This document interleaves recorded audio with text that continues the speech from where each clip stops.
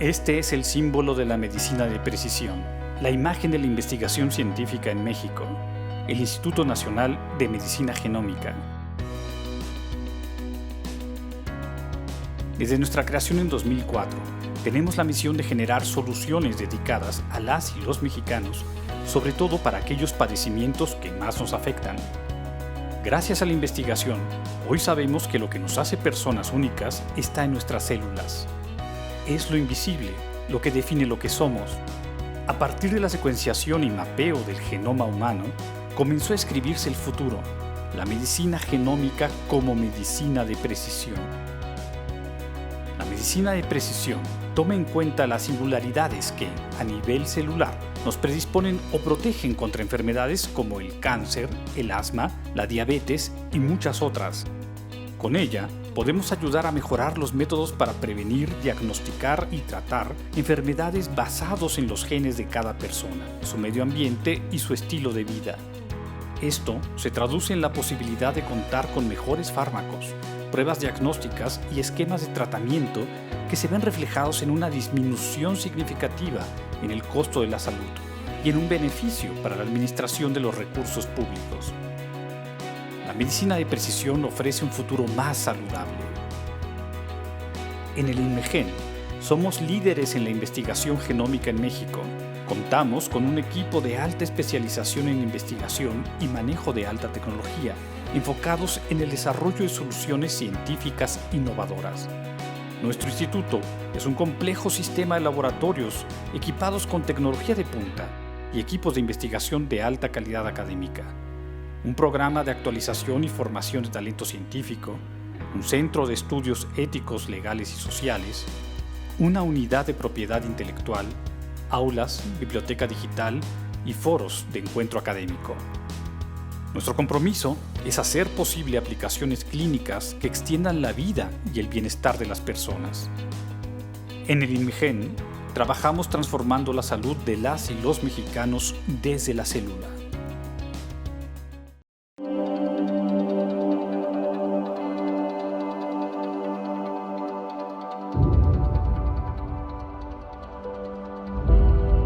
Hola, bienvenidos al Instituto Nacional de Medicina Genómica. Soy Luis Alonso Herrera, el director general de esta institución, y le doy la bienvenida a todos ustedes a la cuarta reunión internacional de biología de sistemas. Durante estos 3 días se estarán discutiendo y presentando trabajos sobre investigaciones en biología de sistemas y su aplicación para la resolución de enfermedades humanas. A esta reunión están atendiendo participantes de distintos países, no solo de nuestro país, de México, sino también de Europa, Estados Unidos y América Latina. A todos ellos les doy la más cordial bienvenida. Además de promover la discusión y la interacción de grupos de investigación de todos estos países, y que resultarán muy seguramente en colaboraciones fructíferas, este simposio promueve la formación de recursos humanos y espero que la participación de alumnos no solo de nuestro instituto, sino también de otros lados de la República Mexicana y de otros países que también están participando, pues sea de mucho provecho para la formación de los estudiantes. Yo le doy las gracias al doctor Osvaldo Recendis por la organización y la coordinación de esta agenda y lo felicito por haber conseguido que nuestros participantes extranjeros pudieran estar conectados, aunque sea de forma virtual, esperando que el próximo año finalmente podamos recibirlos con los brazos abiertos en nuestra institución en una reunión ya de manera presencial. Yo los invito a que participen muy activamente en las discusiones, se promuevan colaboraciones entre estos grupos y pues les deseo el mejor de los éxitos y que como resultado de este simposio, este cuarto simposio internacional de biología de sistemas, además de promoverse la interacción entre grupos, se promueva también la resolución de problemas de salud que existen no solo en México, sino en Latinoamérica y en otros lugares del mundo. Muchísimas gracias y bienvenidos.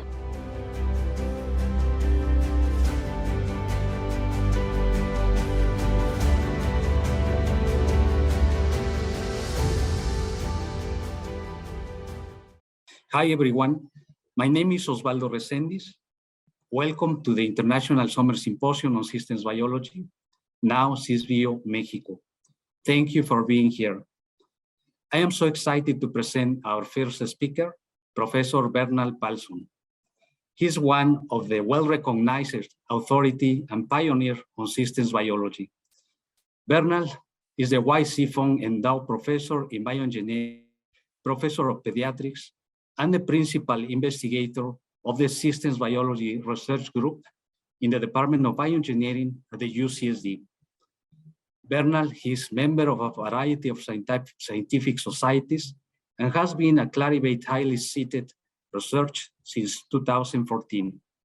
Research includes the development of computers to analyze metabolic activity through genome-scale metabolic reconstructions, flux balance analysis, and constraint-based modeling, both now paradigms in systems biology, are one of his remarkable scientific contributions in this field. With that, let's start the presentation of our special guest. Bernhard, welcome to the meeting. Thanks so much for accepting our invitation. This is Bernhard Palsson. It is my pleasure to be able to tell you about our recent work on knowledge-based data analytics that helps to bridge the gap between statistical treatment of data and developing systems biology models. Since it is risky to give a talk over the web, we will pre-record this talk, but I will be available for the question and answer session at the end.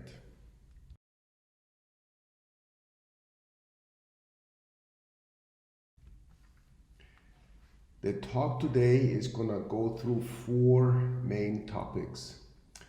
First, I will try to describe the need for knowledge-based data analytics. I will talk about transcriptomes and new ways to analyze their systemic properties.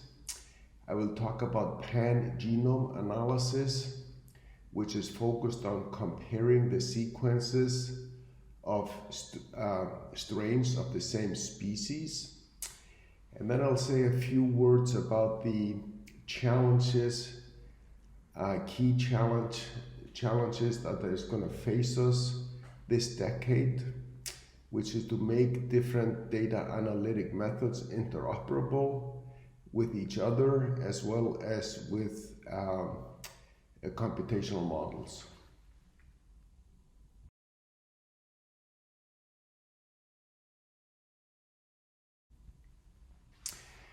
So first up, we'll talk about knowledge-based data analytics, which I think is going to become fundamental to the development of systems biology going forward.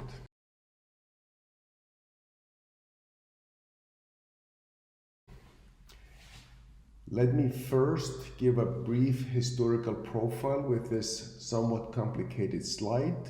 You notice the timeline at the bottom of the slide, starting with the sequence of the first genome in the mid-90s, and then around 2000 the first genome scale models appeared, and we had quite a bit of creativity and development in the 2000s in developing genome scale models, the mathematical methods, what they could do, and many other things happened during that decade. Importantly, towards the end of the 2000s, the sequencing cost of DNA started dropping dramatically, so that by 2010, so at the onset of the decade of the 2010s, the deposition of new whole genome sequences of bacterial strain started growing exponentially, and it grew exponentially throughout the decade, but this now may be switching more to a linear rate of data deposition. This helped us move away from what might be called the Cartesian view that developed in the 2000s, which was very biophysical in nature, namely trying to get more and more accurate computational models of cells, to a Darwinian view, a biological view, where you could start to compare genome scale models for different strains and different species. During this period, we developed imodulons for transcriptomic analysis and pangenomics to compare sequences. And these are the two main topics of today's talk. I am projecting that in the 2020s, we're going to be faced with the challenge of integrating multiple different data analytic approaches with computational models to generate an unprecedented improvement and increase in speed in our ability to characterize genome scale systems biology.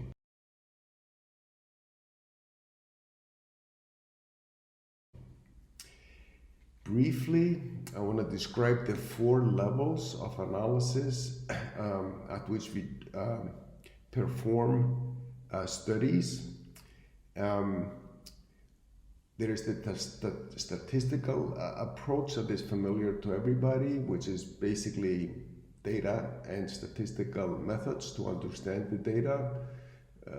Most of the time, multivariable statistics. And if you go all the way to the right of this slide, we have the familiar biophysical models and engineering models that have been developed over the decades in biology. These two worlds of statistics and biophysical models have been somewhat separated, but in recent years, meaning the last 2 decades, as I showed in the last slide, some intermediate steps in this process have developed. The genome scale models, systems biology models, operate on level 3, and they tend to be kind of a flow network balancing models and methods. What I'm going to focus more on today is the ability to map knowledge types, such as, say, DNA binding sites or genome annotation, onto data sets, and therefore knowledge enrich them. So we now view this process as a 4-step process, going from pure statistics all the way to mechanistic models, which are, of course, now available at the genome scale.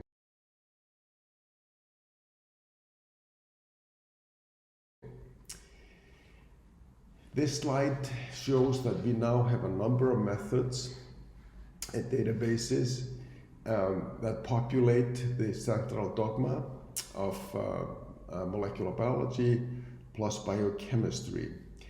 And I'm going to talk about some of these methods here, mostly StrainDB and iModulinDB, and a little bit about big models, but these are only 3 of many methods that now have to be made interoperable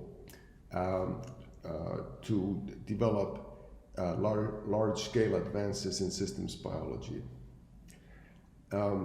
I think everyone knows the FAIR standard for data now: findable, accessible, interoperable, and reusable characteristics of data.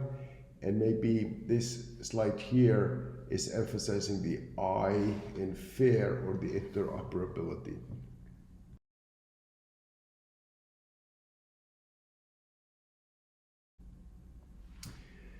So the second part of this talk is going to focus on bacterial transcriptomes and how to analyze them using a method called independent component analysis, or ICA, which is a class of methods that seeks to extract source signals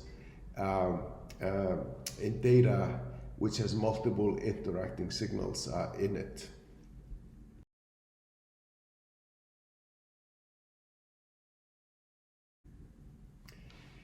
So first, let's review briefly the rate of data generation here.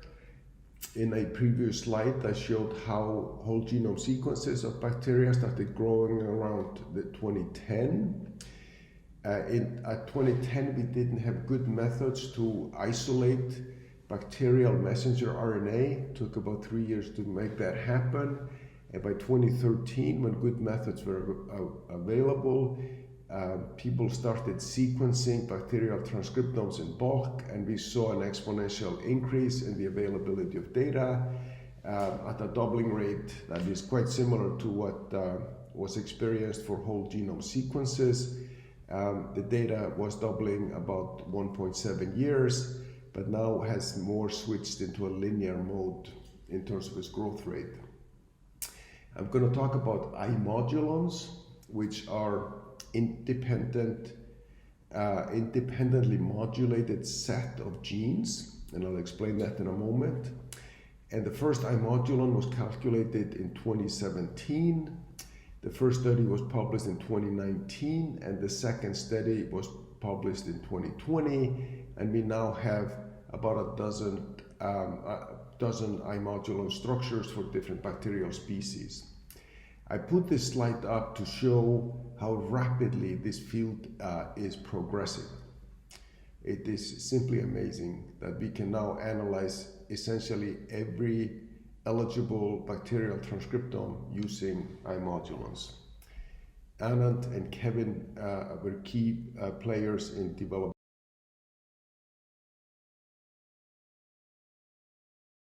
this capability. So briefly on ICA, it separates source signals, and an easy example to understand is music, where you have a bunch of instruments playing in an orchestra. You fill the room with microphones, and at every point in the room where a microphone is, there will be a signal from each of the instruments, but at a slightly different volume. And these mixed signals can be analyzed by ICA to find the source signal from each instrument. For transcriptomic, we are doing something similar. We are seeing mixed signals from transcription factors and signal factors and how they regulate gene expression.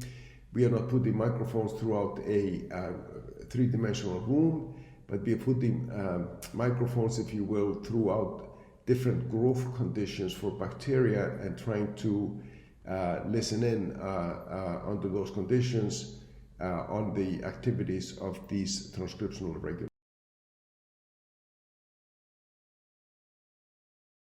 regulators. Mathematically, this looks as follows. We have the data set, which is a compendium of expression profiles, where every column is a condition, an experimental condition, and the rows are the genes. And you need to qualify the data. This shows the R-squared value between two columns picked at random. That's blue histogram here. And then you can calculate the R-squared value between the biological replicates in an experiment and calculate the R-squared value. And you can see that, that these are distinct distributions here, showing the quality of the data in the database. The matrix X is decomposed into two matrices, M and A. M are the imodulons, and these are the signals. And A is the activity levels of the signals under a given condition. So these are the signals, and these are their activity levels.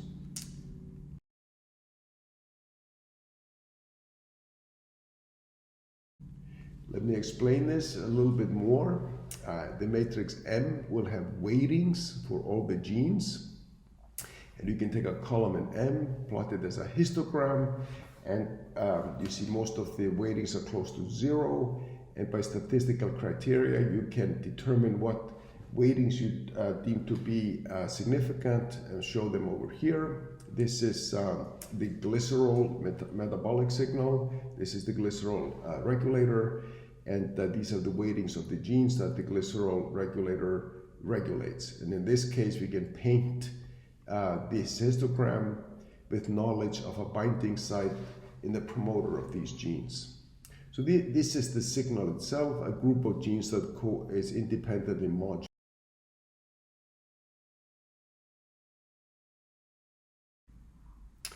The matrix A, on the other hand, contains the activity of this signal across all the experimental conditions in the compendium, and that's a spectrum like this that shows, in this case, about 278 conditions, the activity of a particular imodulon, in this case CRA. And this shows when it's activated, not activated, or deactivated.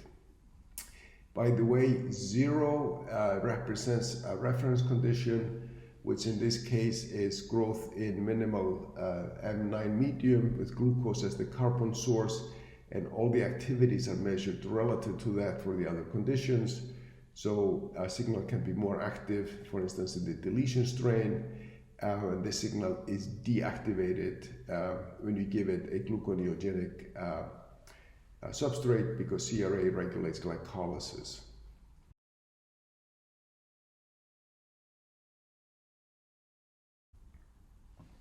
So what is an imodulon? Set of independently modulated genes, and they are computed using ICA. They are the big data analog of regulons. I'll say more about that later on, and they represent a signal from a transcription factor. This is a dynamic measure. Regulon is more of a static measure, where the members of a regulon, the genes that belong to a regulon, are determined by transcription factor binding in the promoter where that gene is. So the properties are the gene weightings that I talked about that need to be significant enough for a gene to be deemed to be a member of an imodulon, and then the activities of that imodulon across all the conditions.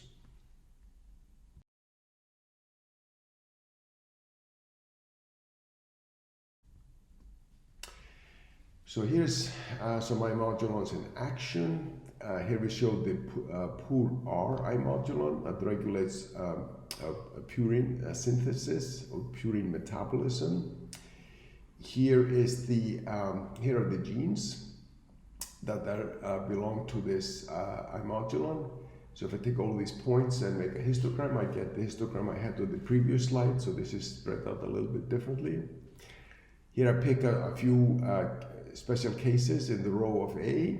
So if I put in adenine here into the media, this imodulon is deactivated, which means that these genes go down in expression and the genes with the negative weight go up. And you can see these genes are actually associated with the biosynthetic pathway.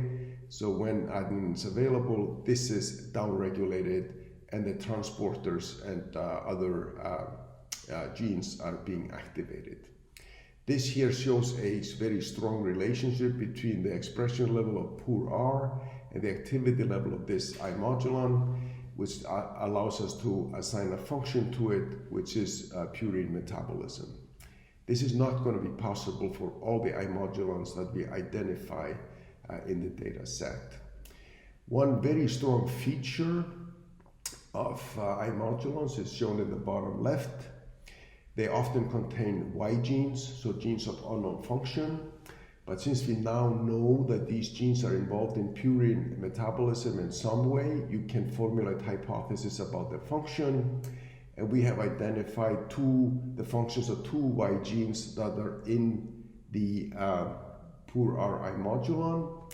This gene here is expressed oppositely to the biosynthetic genes, and we eventually identified this as a novel transporter of purines, and we also identified this gene as a local transcription factor that regulates this gene. So imodulons turn out to accelerate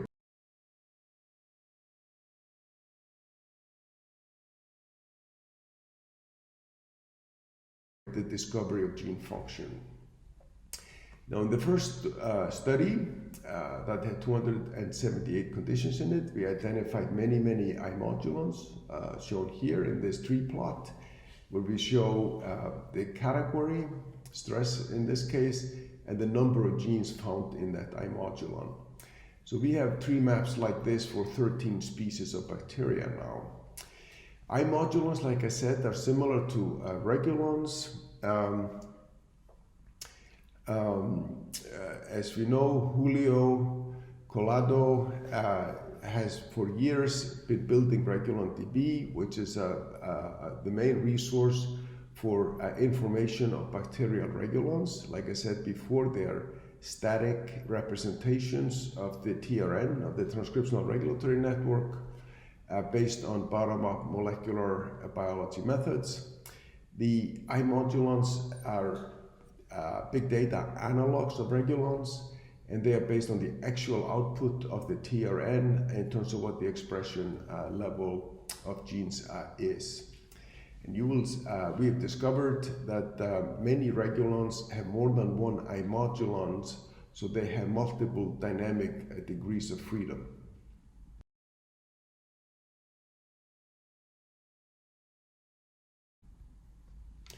Here we are annotating regulons, so sometimes we get this linear relationship, as I showed before, between the activity of an I-modulon, this is xylose metabolism in this case, and its regulator.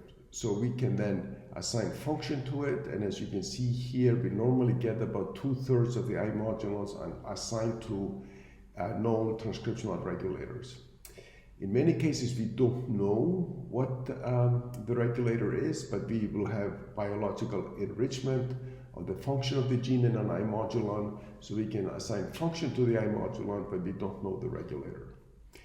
If the genome is scrambled in some way, you have segmental duplication, or you use knockouts strains, then often you get what are called genomic I-modulons that represent changes in the genome.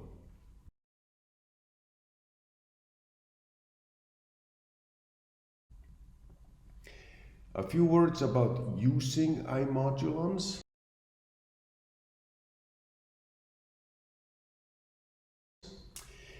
So we can do a number of things with the decomposition that I showed before.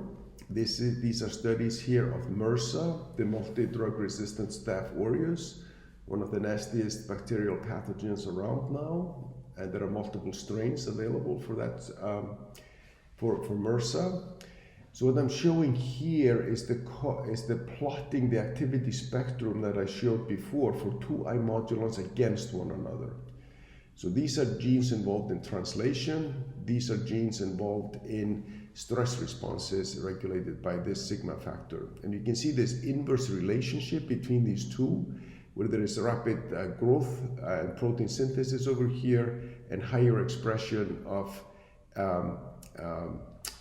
stress functions over here. This has been called the greed-fear trade-off because this is an inverse relationship, and you can see in this case that these two strains, substrains of MRSA, position them slightly differently on this trade-off. I will have more to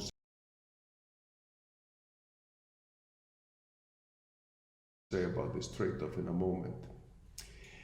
So this we think of as proximal causation. So we change the conditions of growth and the cell response.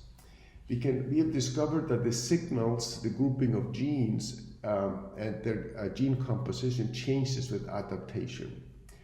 So we have studied the non-virulent ancestor of USA 300 called AG001, and we have looked at the gene composition of a key I-modulon in the Staph aureus species, which is the AGR I-modulon. And this is a two-component system that is auto-activated by the strain itself. It represents basically a cell density sensor.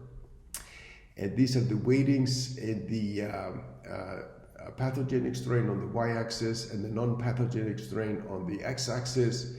And we can see that the I-modulons in these two strains share a number of genes, but you can see here that the virulent strain has gained control of certain genes through AGR, and now there is a set of hypotheses to determine whether the virulence properties of the strain are related to this change in the transcriptional regulatory network.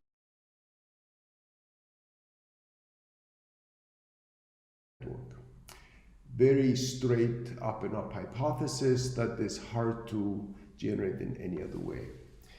Here's a little more detail on the fear-greed trade-off. So here's RPOS in E. coli in this case, the stress-related sigma factor. You see under these stress conditions, it's regulated above the reference. And we have found some mutations in the RNA polymerase, specifically in RPO-B and C, that actually downregulate stress responses and upregulate growth responses. And that's shown here. Here is a large number of data points on this trade-off. Growth here color-coded, so you have darker colors here, less strong colors here. References in red should be right around 0.0 because that's the reference. The yellow dots here represent single mutation knock-in strains in RNA-B. RPO-B, excuse me, and you can see the single mutation. We've done this for many other transcription factors and looked at their mutations. So here's OxyR that responds to peroxide, and I can take this whole activity spectrum across all the conditions and all the experiments and condense it and show the most interesting points here. In most of the cases, this response is not activated. Here is a condition where we've actually activated this with peroxide, and you see activation of the imodulon. Through laboratory evolution, tolerization to peroxide, we have discovered mutations. When they are put in singly, they activate the OxyR imodulon, and we can now take these particular mutations and map them onto the structure and understand how these mutations affect both the binding of the activator, the peroxide shown here, and the affinity of the monomers for each other to form the dimer, and the dimer is the active one, is the active state of the transcription factor. In this case, these mutations basically make it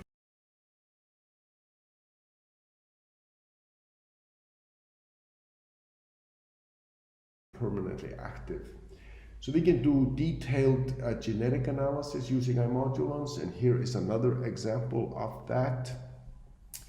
This is the RPOS gene that has mutations in the 33rd codon in many E. coli strains. Here are the most common laboratory strains here. So they have glutamine in this position, other strains have glutamate, and the asterisk here means that there was this codon here mutated to a stop codon. And you can look at the activity of the RPOS imodulon in these strains under the same conditions and see that these mutations, for instance, to glutamate, strongly downregulate RPOS, and the strains where this has basically turned the gene off by stopping translation here,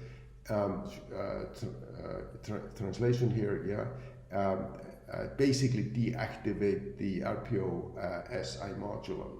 So imodulons allow you very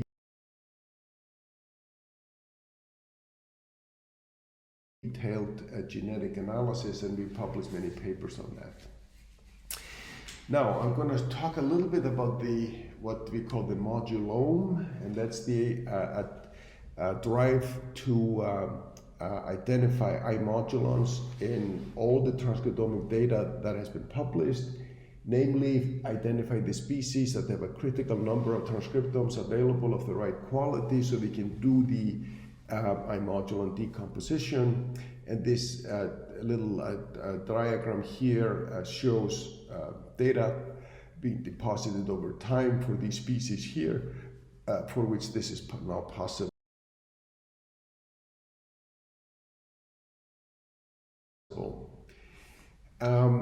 We started doing this a couple of years ago, and again, as I mentioned earlier, this happens very quickly. All the names here in blue have resulted in published papers that you can look up, and those that are not blue yet are papers that are either been submitted or are about to be submitted, and you can find all this information in imodulondb.org.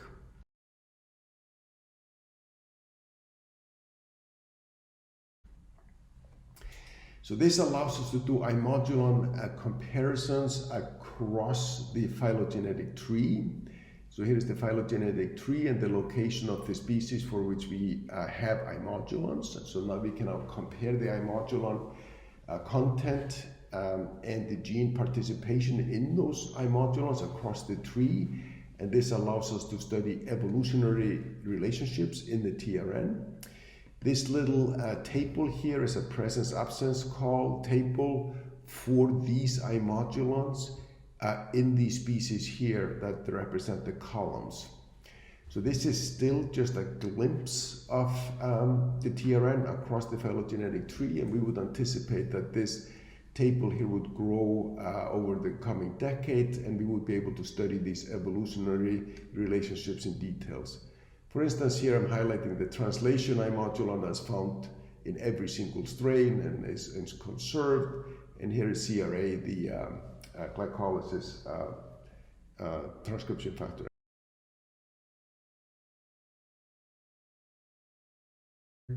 So this enables us to compare strains and species in great detail, and this is one example of that. This is the fear-greed trade-off in E. coli and Salmonella.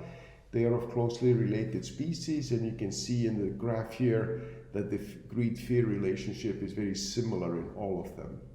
I will say that every single species we've studied has this greed-fear relationship. Even the minimal cells coming out of the Craig-Venter Institute, the synthetic genomes, this seems to be a universal property of bacterial transcriptomes, and we have a few other similar trade-offs that we have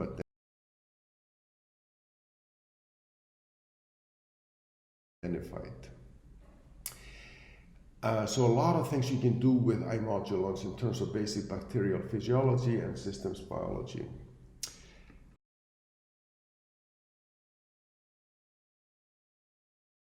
But what imodulons basically do for you is that they simplify the interpretation problem of differential gene expression data. And gene expression data is normally limited to two conditions, as shown in the middle, shown in the panel to the left here. But once you have imodulon structure, you can actually compare a new transcriptome to all the other transcriptomes in your compendium. So imodulons represent a dramatic improvement in analyzing and understanding transcriptomes. So this is a classical DEG plot here with thousands of dots between a wild type and one of these RPOB mutants I mentioned earlier. And this is hard to interpret, but once we combine these genes into these imodulons, we can now plot the imodulon activities. And we can see that the real difference between these two strains is the RPOS deactivation in the mutant, and the mutant also deactivate the pH regulators here, the GAD regulons. So this mutation, therefore, can be associated with these two functions here, which would be extremely hard to decipher from a full individual differential expression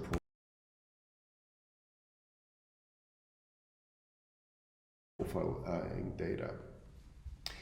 We have now been able, therefore, to get some hierarchy, multi-level analysis into bacterial transcriptomes. There is the individual gene level.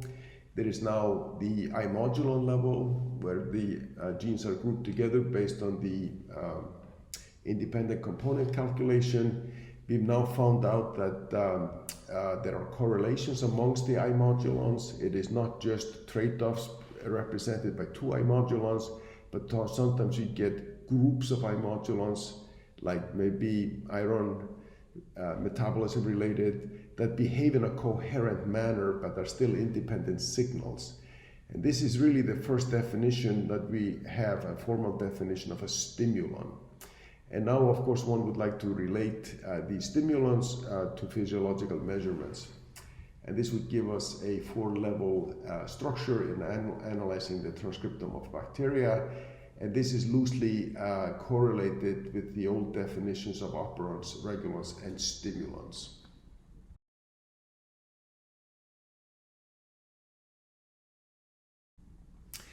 All the data that we generated to date is found in iModulon DB, that is a complement to regular DB, and this is the current composition of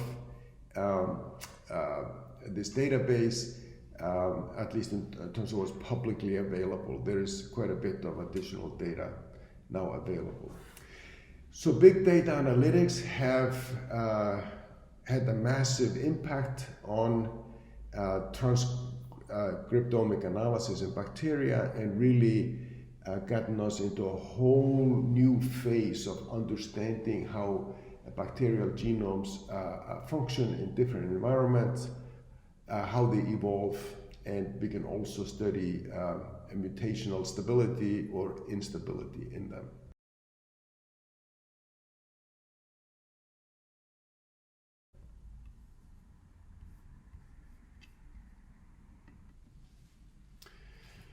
So iModulons constitute the main part of this talk. I'm going to talk about a couple other topics now in considerably less detail.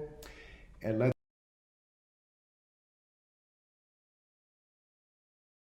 start with pangenomics, where we are studying sequences, multiple sequences of strains of the same species.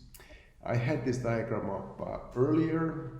This field here was pioneered by John Monk when he published a paper in 2013 that analyzed 55 E. coli genomes that were available at the time, and was able to predict, based on sequence alone, auxotrophies, colonization sites in the human body, and so forth. And this was in 2013. Now, 8 short years later, we have gone up 3 orders of magnitude, and we are now analyzing 50,000 genomes, as I'll show you in a moment. Fortunately, with these publicly available genomes, there is a lot of phenotypic data now available that enriches any big data analytics. And this slide is focused on E. coli and Staph aureus for the simple reason that these are the 2 bacterial species that are most dangerous when it comes to septic shock, and cause about half of the costs associated with septic shock.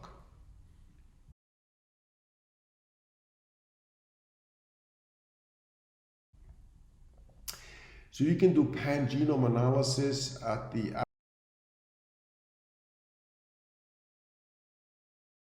absence-presence call matrix. You form a matrix that the strains versus genes, and you just fill in 0 or 1 to say whether a gene is present or absent in a particular strain, and then you study the properties of that matrix. This slide illustrates how our lessons have been generated over time between 1, 10, 100, and 1,000 strains. And here are some papers that I'm not going to go through that illustrate this progress over the last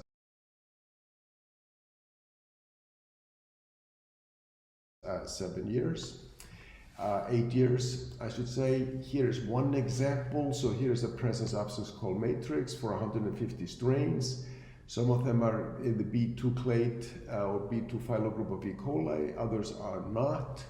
And it turns out that B2 strains in the B2 clade tend to have a unique metabolic capability shown to the right, and that is to metabolize takatose containing glycans, and the glycans in the human colon tend to have takatose, so these strains are capable of digesting their way through the mucus in the human colon.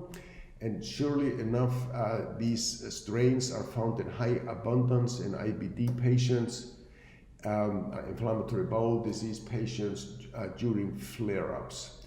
So this associates, therefore, this capability to flare-ups, and this is a hypothesis, of course, big data derived hypothesis, that would now focus on this tagatose capability and potentially drug development to inhibit some of the key enzymes in this pathway to mitigate flare-ups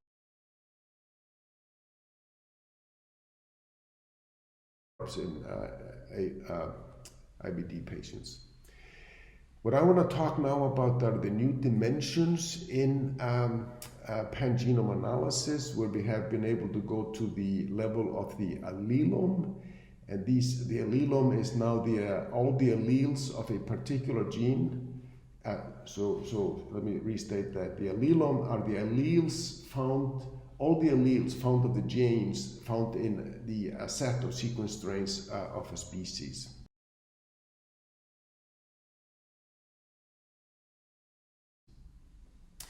And the allelome can be analyzed as shown here. You get the strains, multiple colonization sites, take a gene, align its amino acid sequence.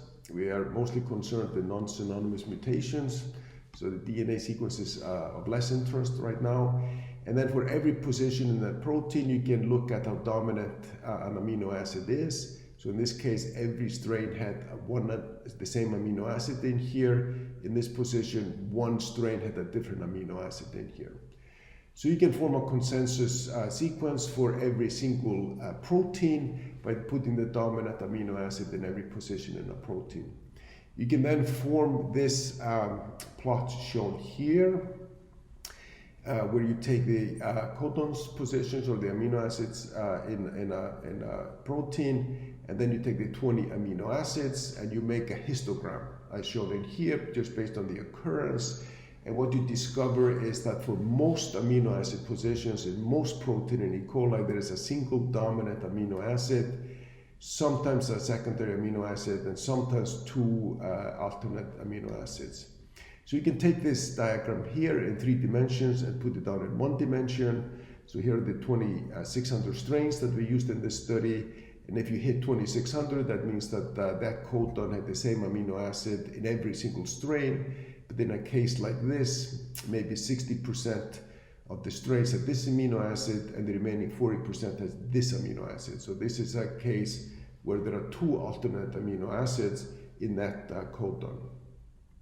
You can then get rid of the sequence specificity and form this histogram over here, which is on a log scale, to show how abundant or how frequently an amino acid, the dominant amino acid, occurs in that particular position.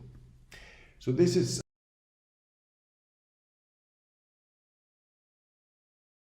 until we find the 13 most variable codons shown here, and we can find them in the proteome, and essentially all of them tend to be in an unstructured region of the protein. This is what we call the amino acid spectrum for every codon. So in this case, there's a lot of different amino acids that are found there, and these are the relative abundances. Here is one that has just 2, which is almost essentially just the dominant one.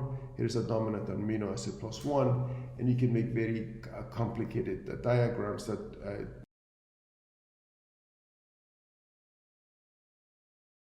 map this out in great detail.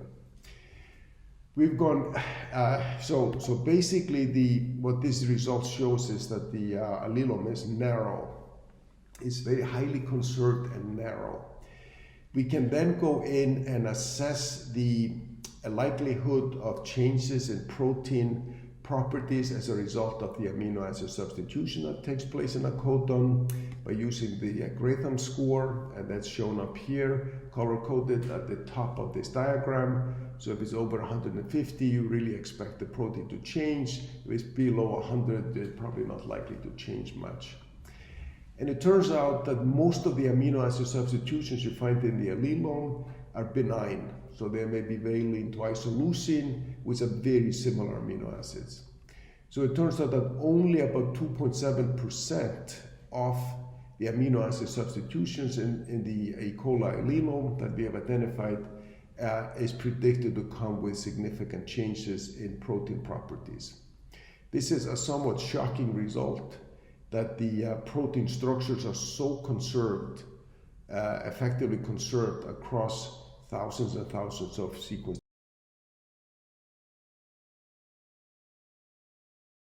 E. coli strains. One final topic here on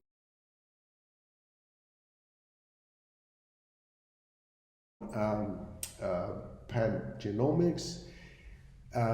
We went to the Web of Life, hosted at the University of Arizona, and we were able to find 183 bacterial species for which we had at least 50 high-quality genomes. So this is 54,000 genomes that are being studied here, as shown in this diagram.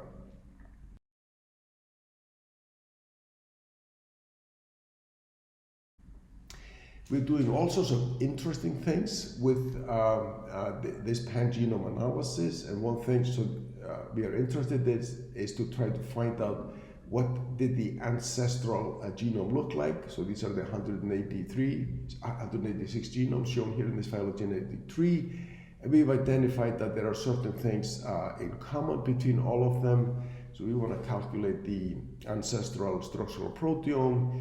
Here is the ancestral metabolic reconstruction and some other properties, and there are some other properties we've also deciphered from this data. This study is not completed yet, but I just included these slides to show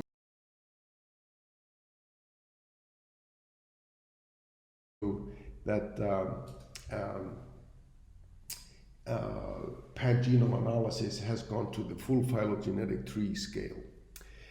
Now I'm running out of time, but let me just say a few things about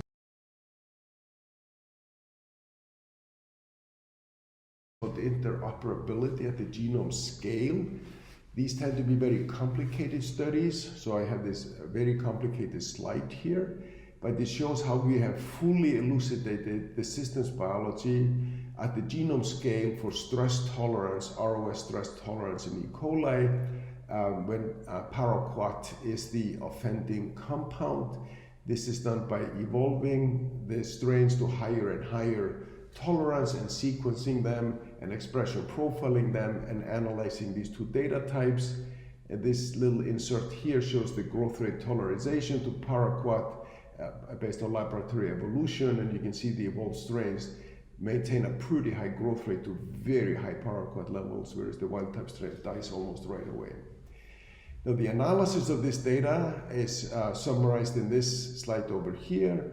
There are import and export mechanisms of paraquat. Paraquat generates ROS species that damages protein, and paraquat is regenerated inside the cell by the use of NADPH mostly, and so there are some metabolic processes that reload it.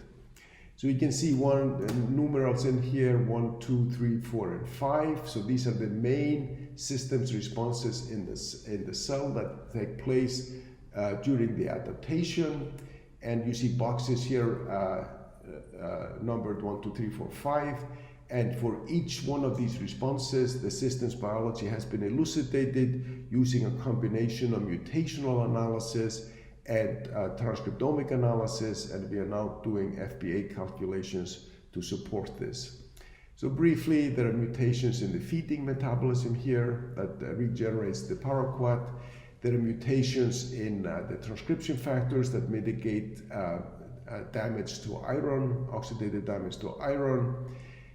There is massive upregulation of the export gene here through genome duplication, or I should say segmental amplification, because it's 25-fold amplification.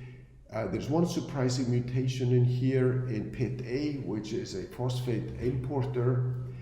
For some reason, they lose no mutation, they're immobile. I should say they don't lose anything, they gain motility by this mutation. And here is this fear-greed trade-off that I showed earlier that is also modified by mutations in this strain. So I think this is what lies ahead. We're going to be able to use multiple omics data types along with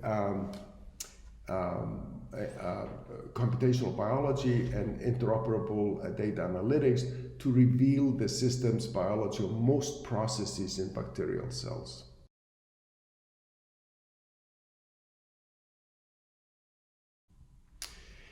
So some conclusions and perspectives. I think that the 2020s, this is not to say 2030s, the 2020s will be a very exciting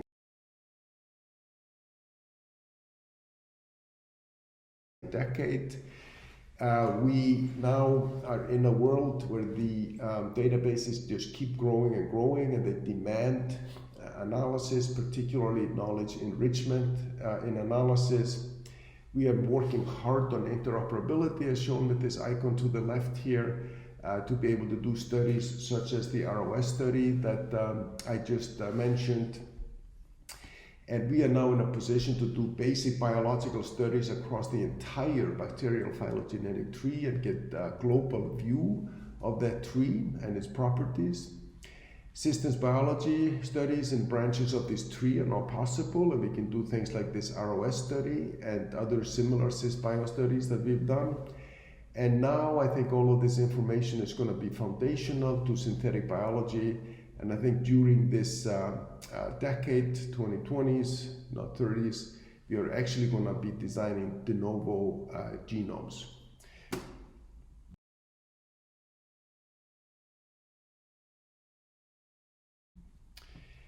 A lot of people to thank. I've shown many of them in the slides along the way, and our sponsors have been, over the years, NIH, Department of Energy, and an independent private foundation overseas in Denmark called the Novo Nordisk Foundation.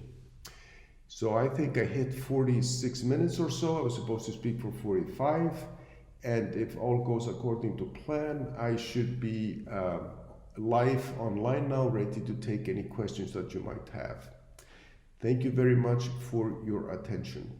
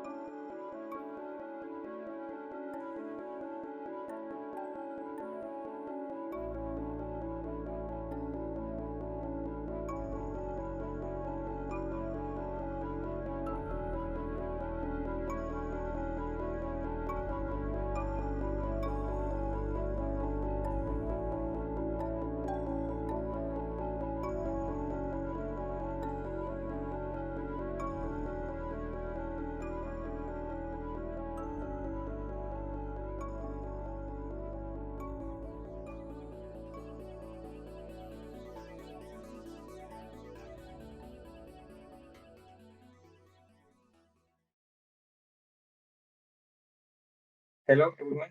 My name is Aaron Vasquez, and it's my great pleasure to introduce you Dr. Laurence Calzone. Dr. Laurence Calzone is a research engineer in systems biology of cancer at the Curie Institute. She received her master's degree in mathematics and PhD in biology at Virginia Tech. Her research interests and mainly focused on integrating applied mathematics, cancer research, and systems biology. She has contributed to developing the theoretical framework and software tools to study biological systems as logical models. Today, we are here to listen to her talk on personalized mathematical models on cancer patients, a Boolean approach. Thank you very much for the invitation. I'm really happy to be presenting my work today at this symposium. I will talk about personalized mathematical models of cancer patients using a Boolean approach. And before I will just introduce myself a little. So I'm Laurence Calzone, and I work at the Computational Systems Biology of Cancer group in Institut Curie. As you may know, Curie Institute is a hospital and a research center. So it's a great place where we have access to data and to clinician and the expertise of clinicians and great biologists. So this is a very nice place to work. I particularly work in the Computational Systems Biology of Cancer group, and we are interested in many aspects of the modeling part. In fact, it's wider than just computational systems biology. We are first interested in formalizing biological knowledge. And what I mean here is that we try to gather information in the form of a network, of networks in general. And this is really important for the philosophy of what I will present today. This is really the first step of how we try to answer biological questions. The second thing is how we translate this network into dynamic objects, and we use mathematical modeling for this. And of course, to properly develop these mathematical models, we need to do some proper statistical analysis on the data. And we use, as I said, patient data as much as possible, but also any types of data on which we can work. And particularly in the past years, we've been working on single cell data analysis. And very recently, we are exploring spatial transcriptomics data analysis. And for all these aspects, we develop our own methods. And this is what I will present today, one mathematical modeling tool that we developed and how we used it over the years to answer different questions. So the cancer systems biology, let me introduce first a definition of cancer, and it's a very simplistic one. So cancer is characterized by an uncontrolled proliferation of cells that have evaded the mechanisms of regulation of normal conditions. And you can see that with a small mutation, it grows, and it grows so much that at some point it invades the tissue and can reach the lymph node or the blood system and then evade to distant organs. And this is what we call metastasis. So we try to understand these different steps and see where we can stop the process or slow the process down with some molecular approach. And this is a very recent figure of Anahan and of the hallmarks of cancer. And if you've read the previous versions, there was one version in 2000, then 2011, and then 2022 now. And what Anahan and Weinberg have tried to do over the years is to define the hallmarks of cancer and how cancer evades these control mechanisms. And the latest one that have been added this year are the unlocking the phenotypic plasticity, the epigenetic reprogramming, the role of the microbiomes also in cancer, and the role of senescent cells.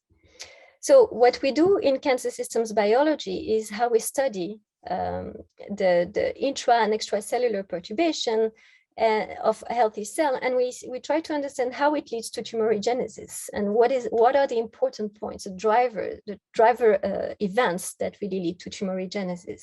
And we do that using formal methods. But we start with an idea that maybe cancer is a network disease. So this is also a figure from Anahan and Weinberg, where they describe the cell as a circuit, where you have receptors at the membrane of the cell, and then they describe the different components of the cascades that lead ultimately to the transcription of important genes.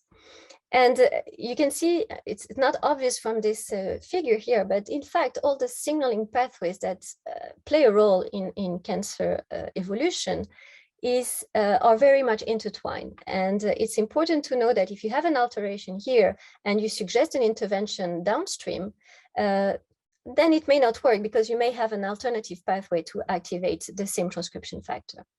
So as I said, we start with the postulate that cancer is a network disease where alterations of the normal network leads to the rewiring, to a certain rewiring. And that allows us to make the link between genotype and phenotypes. Because if you describe the cell as this network, leading to some phenotypes, then if you rewire it, of course, you will change the flow of information that will lead to the phenotype, and that may be crucial. So this is, we think, a good postulate to start with. But of course, there are many challenges when you start modeling cancer. And I say to convince, because this is always something I feel like I have to do when I present the mathematical modeling approach, is what we really are trying to do. Well, to be convincing, I think what we have to do when we do mathematical models is to be as close to data as possible. And there are several ways to do that. You can infer models from the data. There are many inference methods that work pretty well. Or you can develop the methods, construct some generic models, and then use the data to parameterize properly the model, and then have something very specific to the question that you ask. Another important challenge is, of course, models need to be explicative, but we expect them to be predictive. Why and how? Well, what we can do with these models in the context of cancer here is maybe to suggest optimal single or combinations of drug targets, with the purpose to optimize the efficacy. So maybe work on the dose, or suggest some dose and frequencies of the treatment, and of course minimize the side effect as much as possible. So if we have combined treatment, we may have lower doses and then decrease the toxicity. You probably heard more and more the words of personalized medicine and digital twin, and this is really the purpose that we want to aim at, is to propose a model per patient. And it's not exactly one model per patient. In fact, I should be more precise. What we want to do is, when we have a population of cancer patients, we want to find some features that are similar to these patients and then stratify them. And only when we have a proper stratification, then we can suggest to a group of patients the proper drug treatment. So it's difficult to imagine that in the clinics we can actually propose one treatment per patient exactly with the proper dosage. So this is just to be realistic. And of course, before you start building your model, you have several aspects to consider. What do you want to model and what type of questions you want to answer? Well, you may want to start at the level of the tumor cell. You may want to focus on one tumor cell. We know it's not just one cell, it's surrounded by many other different cells and different cell types. But to start with, we will extract this cell and try to understand what happens. And this is really what I presented earlier with the circuit vision of the cell. We are trying to describe the signaling pathways that are probably altered during tumorigenesis. So we know some pathways are altered. We know some mutations, like the BRAF mutation, which is really famous in many cancers, is involved in the MAPK pathway. So we know we probably need to include this pathway inside our network. So we are going to describe the signaling pathways inside the cell, but we are going to ignore the intercellular interactions, and we only consider what happens inside. But of course, you can imagine, you can mimic what happens outside with by giving a value to this output. So here there are growth factors, here glucose. If you can decide that glucose is present, and then you can activate the pathway, or that glucose is absent and you don't activate the pathway. And these are two environmental conditions that you can mimic with the model. But of course, as I said, the tumor cell is not working by itself. The tumor microenvironment is very important, and it's composed of pro and anti-tumor elements, cell types. So I'm mentioning here immune cells, fibroblasts, endothelial cells, blood vessels, and so on. And of course, you need to consider not only the interaction between the tumor cells, but also interaction with other cell types, because the presence of T cells might affect the phenotype at the end. And the last but not the least important aspect to consider is heterogeneity. And you have different types of heterogeneity. And this is a very nice review where they define these types of heterogeneity that I think are crucial when you want to model cancer evolution, cancer development. The first one is the interpatient variation. So you may have the same cancer, but you won't have exactly the same cancer as your neighbor. And I give here an example of some mutations of very well-known genes in breast cancer, and I look at if there's a mutation or copy number alterations or any type of alterations that you can have at the level of the gene, and you can see that this is one patient. You can see that there are very few patients that are very similar. And I'm considering only a very small subset of genes. So it's at the end, you have very different profiles per patient. You also have the intra-patient variation, but I'm not going to talk about that today. But in fact, it's the difference between a primary tumor and a metastatic tumor. So the genome may be actually quite different. And another one that is crucial, I think, for our analysis is the intra-tumor variation. So inside the tumor itself, you have a composition of different clones. And depending on the size of the clones, you may have a treatment that may not be very efficient, because there might be a relapse of the tumor because of the emergence of a second clone. And just to come back to this idea of the genetic heterogeneity in cancer, let me give a very simplistic example of this tumor heterogeneity. So we start with a single cell, a normal cell, simple cell, and then it divides. It receives the growth factors and whatever it needs to grow and extend, and it divides. And across the different divisions, they might appear some mutations, spontaneous mutations here. That might be important or not. If they're not important, it's okay. If they are important, then the cells will try to get rid of it. Well, one problem with cancer is that these cells don't go away, and they're not suppressed by the system, and they remain for the next generation. And new mutations will appear, and maybe other mutations coming from outside cues, like if you're smoking or if you expose yourself to the sun too much.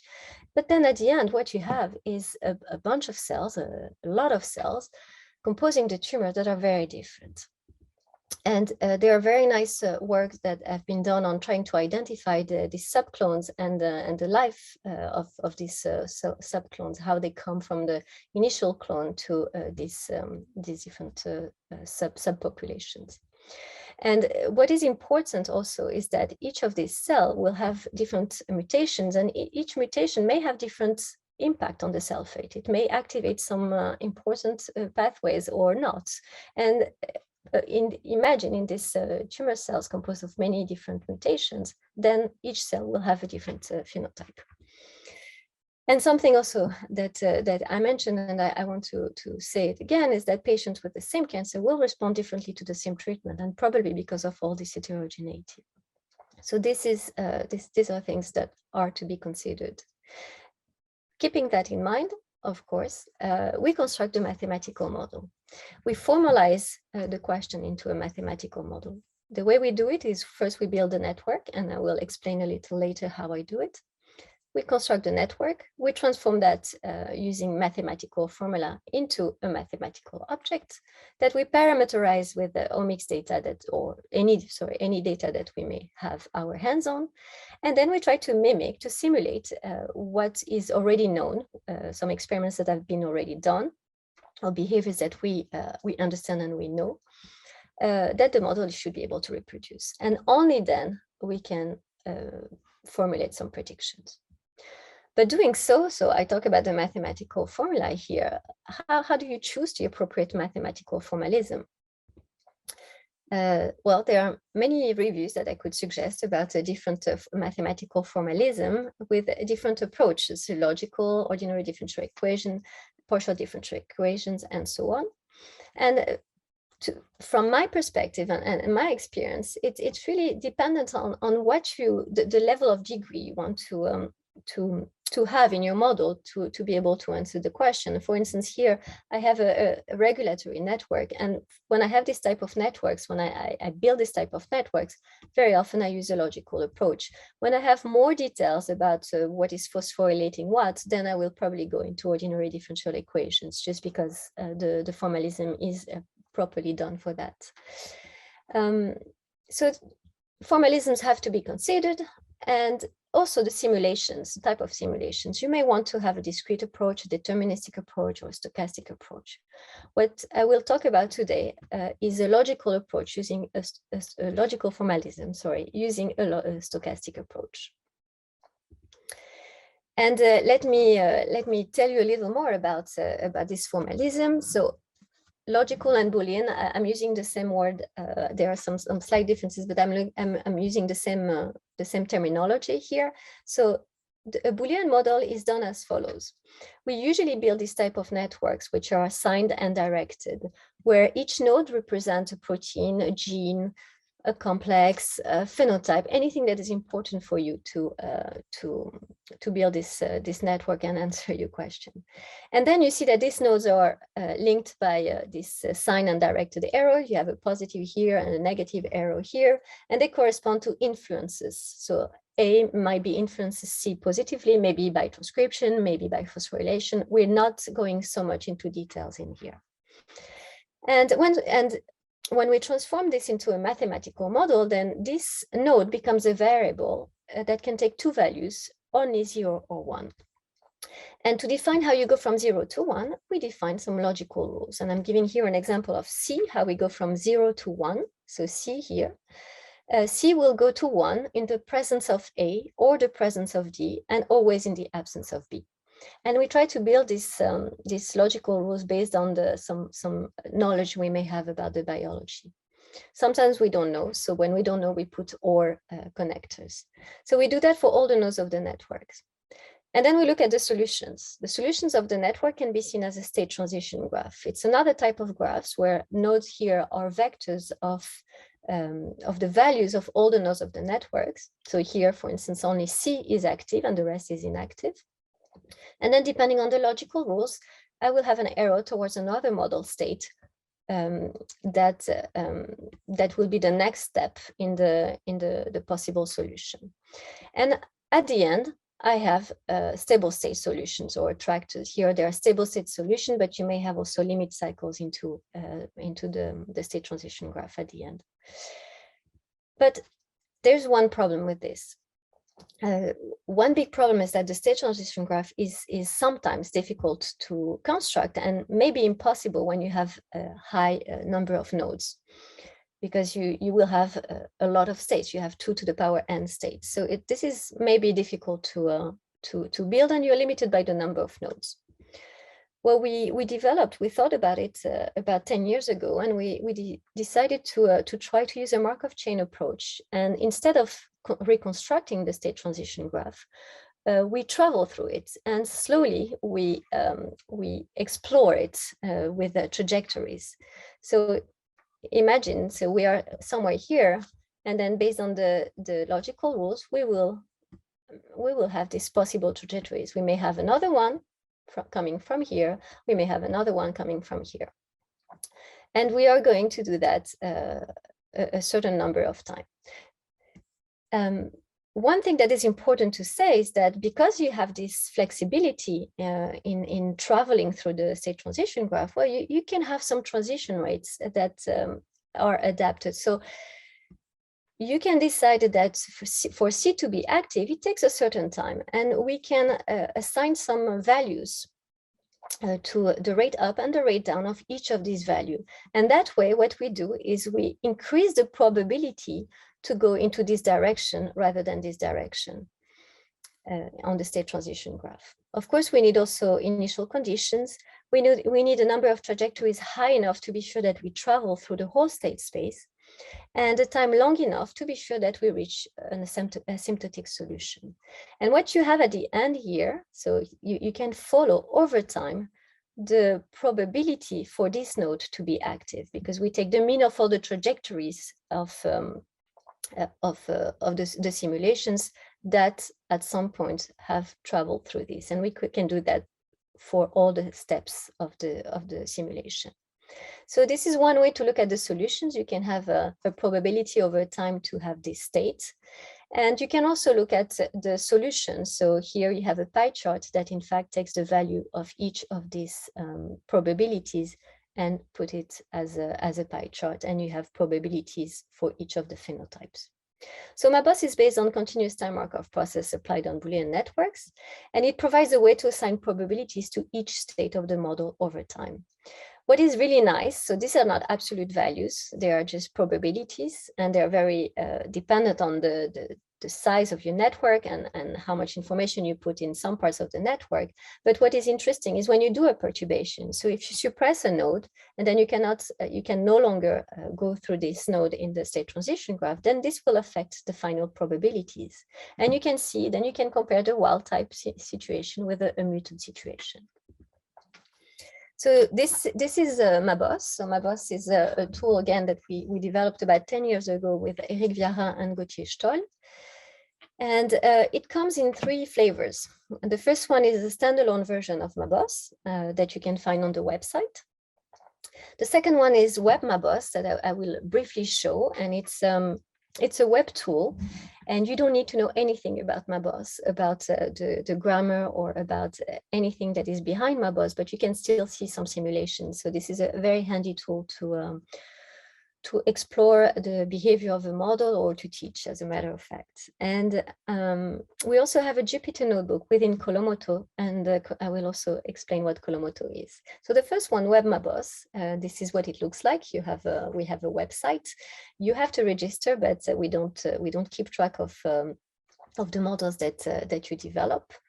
But that way you can have your own board of models, and you can import models from public repository like Cell Collective, if you know it. It's a very nice tool, also developed by Thomas Helikar in the US, and Biomodels, public database of models. We also have some logical models inside Biomodels, and you can import these models directly in SBML format, which is the standard format for models.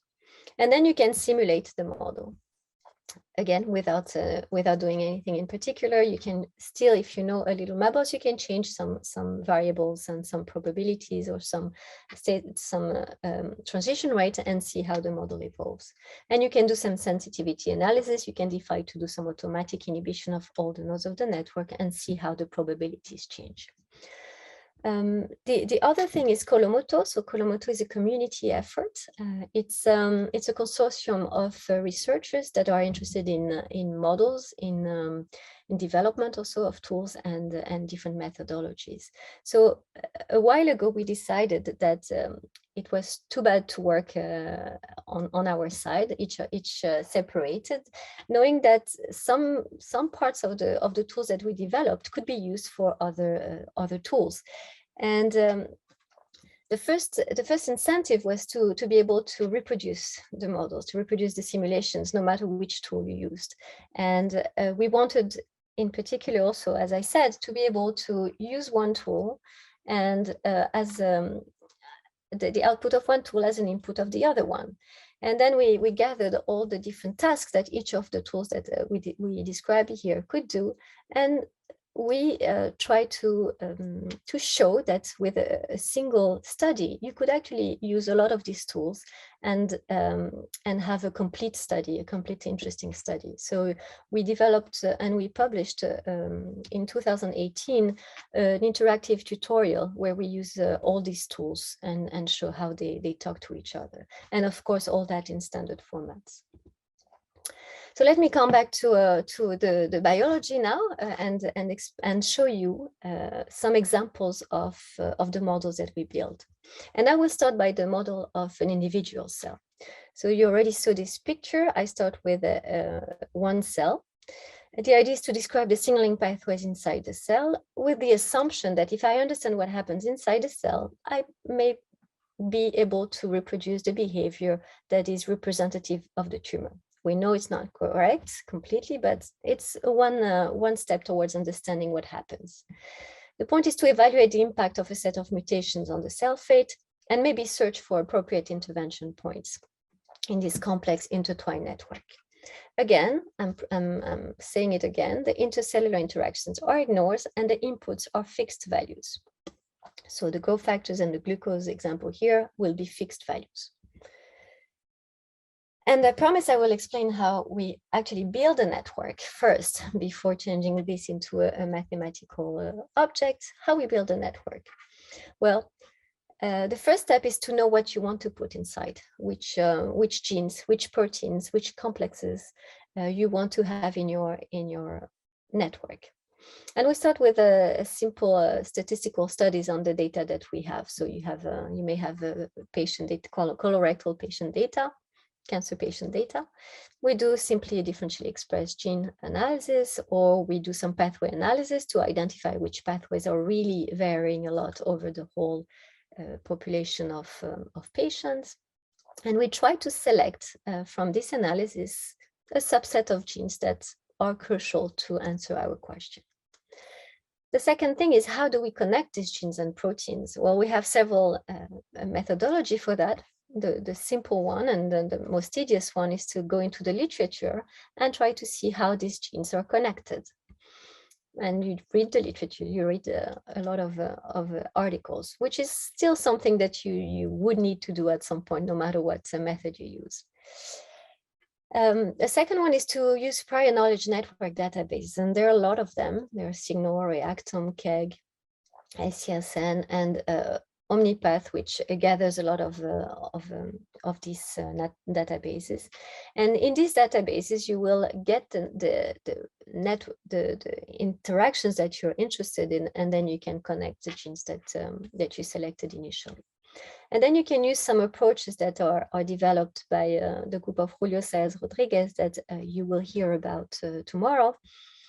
And I don't know if we will talk about this, but this is something that his group develops, is network inference from prior knowledge networks. So they using data, and they contextualize this network, and at the end you have a very specific network to the problem that you're interested in. And then we use also experimental data to parameterize the model. So to know if a gene is really present or really active, and how, in which context. So this is how we construct the network. And I will show two examples of how we developed and what type of questions we can answer with the model of an individual cell. The first one is a question we asked a while ago. It was a paper we published in 2015. And the question was, are some mutually exclusive or co-occurring genetic alterations associated to tumor progression pathways in bladder cancer? So what you need to know is that in bladder cancer, you start with a normal urothelium. And there are some mutations that are very common in bladder, and the first one is FGFR3. When you have FGFR3 mutations, you tend to activate this path of tumor progression with a Ta tumor that will lead to a T1 and then to invasive stages. But you may have also P53 mutation that leads to a carcinoma in situ. And then when you have a carcinoma in situ, you tend to develop invasive tumors more than you would with FGFR3. They're less common, but still when you have them, it's more serious. And these two mutations rarely occur together. So we consider this is two pathways. These are two pathways. So we started with data that we had from our collaborators, and we started with 178 patients. And for that, we had CGH and mutation data. And we only focus on these genes here, FGFR3, RAS, P53, and so on, that you can see in a network that you can draw by hand with the percentage of mutations you find in the patients. And from that, we did a simple Fisher test, and we tried to see if they were two mutations or two alterations were mutually exclusive or co-occurring. We did that for our data set, but we also looked into some public data sets. And you see that some are pretty robust. So for instance, the mutual exclusivity of FGFR3 and P53, as I mentioned, this is pretty robust. Some others are found in at least two data sets. And you can see here, for instance, the mutual exclusivity of FGFR3 and RICE mutation. And then the question was, can we understand mechanistically what happens? Why are these genes mutually exclusive, these mutations mutually exclusive or co-occurring? And for that, we extended on this drawing, we extended to include some intermediates and link inputs like DNA damage, growth inhibition, and growth factor activation to some phenotypes, apoptosis, proliferation, and growth arrest, which are some readouts of the activity of some genes of the network. And we did what I showed you. We transformed this network into logical rules, and then we computed with MABOS and Avatar, another tool very similar to MABOS, and we computed the probabilities to reach these phenotypes. And let me show you an example of how we simulate mutual exclusivity and co-occurrence in the network. So I took first example of mutual exclusivity, and we do two mutations. The first one is the first one, FGFR3, and the second one is E2F3. And we look at the probability for these two to proliferate. Here I have 58% of 58% of proliferation for FGFR3, and I have 66 proliferation phenotype for E2F3 overexpression. When we combine the two, we don't gain anything. There's no advantage for the tumor to activate these two mutations. Maybe they are in the same signaling pathways. Maybe one is upstream of the other, or maybe they are in two different progression pathways. This is possible, but at least this is what we see. For the co-occurrence, then you see that FGFR3, you have 58% of proliferation, here 44% of proliferation. When you combine the two, you have 65% of proliferation, which is a slight increase from the FGFR3 probability. It's very slight, but maybe they belong to parallel signaling pathways, and there are small advantage to have PI3K. But still, in this example that I show you on purpose, we are not that happy. We wanted to see a real co-occurrence. We wanted to confirm the co-occurrence from the pathway perspective. So we thought that if there's an advantage in the double mutant, maybe there is a third partner to consider. Maybe just looking at the two alterations is not enough to really understand and give an explanation at the pathway level. So we searched for a third mutation that could show invasiveness, and we found, doing the automatic mutations in this double mutant, we find CDKN2A, which is an inhibitor of the cell cycle. If you knock it out, then you end up with 100% proliferation. So we went back to the data and we look at patients in our data set that had the three alterations, and all these patients, there are not that many, but all of them were invasive. So we concluded that FGFR3 and PI3K mutations prepare a good context for invasiveness, probably, and this is a suggestion. So you see that with the model, we were able to give some understanding maybe of why some alterations that we understand at the statistical level, how they could be explained with a pathway interpretation. The second example is a model of prostate cancer. And this is a work it's a recent work that we published this year with Arnau Montagut from Barcelona's Supercomputing Center and Julio Saez Rodriguez. The question was, can we suggest personalized treatment to prostate cancer patients? As usual, we started by constructing a network of all the genes that we knew were involved in prostate cancer, either because they were altered in the data or from a suggestion of experts we had in the consortium. And we transformed this network into a model, and this is an example of the type of logical rules that you can see. Then we simulated some conditions that we know. So for instance, if you activate growth factors, you expect proliferation to be active. And indeed, most of the examples or the situations that we simulated were correct. The second thing that we wanted to do is to personalize this model using omics data. So we went back to the data, we searched for public data sets, and we find 488 patients from public data sets, TCGA, where we get for the same patient discrete data. So we have mutation copy number alterations and continuous data. We have RNA-seq data and RPPA data in some cases. And for all these patients, we have clinical information about the severity of the tumor. And this is done through a score that's called the Gleason score. So the higher score you have, the more severe the tumor is. Then we went back to our model and how do we include this type of data into a Boolean model? This is the first step to explain. And we separate it into discrete and continuous data. So for discrete data, so mutation and copy number alterations, so discretized data, I should say, this is how we do it. If we have a mutation, let's say C as an activating mutation, we infer the type of mutation, if it's activating or inhibiting. If it's an activating, we force the value of this gene to 1 in the network, in the model.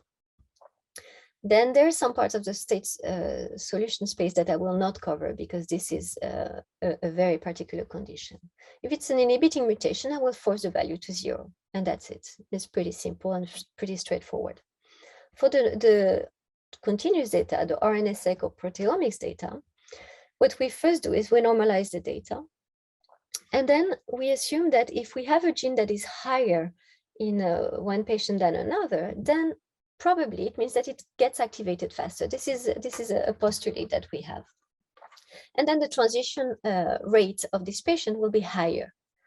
And then the probability to activate this gene will be favored, will be increased. We also include this value into the initial conditions because this may also affect the final probabilities. And what we have at the end is one model per patient, and each patient have their own parameters based on their omics data. So for each of these patients, then we can do an in silico treatment. So we did a systematic inhibition of all the nodes of the model. And in fact, it's not really all the nodes. We selected some nodes that for which we knew there existed a drug. And we selected the nodes that significantly decrease proliferation or increase apoptosis. So this is an example for this example here. If I look at the whole population, I can see here that in more than 80% of patients, SPOP and sonic hedgehog inhibitions are good candidates because they increase apoptosis significantly. But this is done in the whole population, which doesn't say much. I can go inside each patient and then look exactly how much of apoptosis I can increase. And here, sonic hedgehog inhibitor alone increase apoptosis 22% compared to the wild type. And if I add another mutation, so PI3K, then I increase to 35%. So it's a reasonable effect. And then, of course, you can also reason, I said it at the beginning, you can also reason at the level of a group of patients. And for instance, this complex or the androgen receptors are top target for patients of Gleason score 4, which is something that is correct because AR inhibitors are used for high-grade tumor patient. And then we did a validation on experimental validation on cell lines. So we did exactly the same idea on cell lines this time. And we selected the same way the top hits inhibitors that could inhibit proliferation or increase apoptosis. And we found HSP90 and PI3K as good targets. And I'm not going to spend much time on it. I just want to show you that we tried several drugs on the LNCAP cell line, and we find that indeed there was an effect, not the same effect, but the cells could die. So this is the number of cells. The cells could die when they were given a certain dose of the inhibitor, but not with the same dynamics. One was more efficient in the longer term than the other one. Okay, so There are some limitations, as I said, when you look at the simulation of an individual cell. With my boss, what I showed here, we simulated a population of identical cells. The question that I'm often asked is the model unique? And the answer is no, the model is not unique. One way to address this question is to consider an ensemble of models rather than a single model. And these models need to be in accordance with the same biological constraints. So it's with the same idea, when I build a single model, I should think about rules that have a certain freedom in the logical rules. So we do that. And this is a work that we did in collaboration with some researcher, Loïc Polvé in Bordeaux. And the principle is the following. So we define constraints, and we use ASP, so answer set programming, to produce models, all models that will satisfy these constraints. This tool is called Bonesis. And the idea is that we start with the same network, so without rules.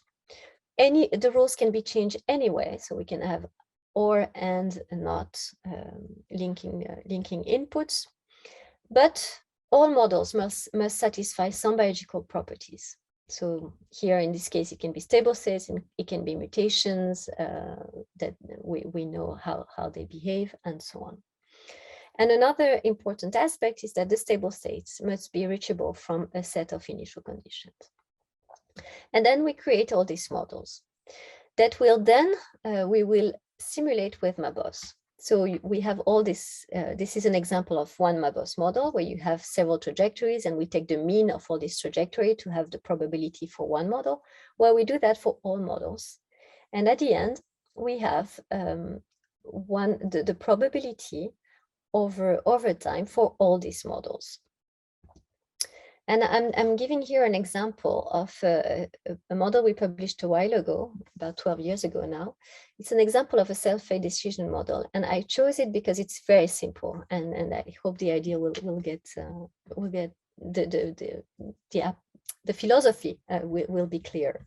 So in this model, we have two inputs, TNF and FAS, which are death receptor signals that will activate receptors like TNF-R. And depending on the activity of some nodes in the network, you will either go to survival or to death through necrosis or apoptosis. In fact, it's necroptosis.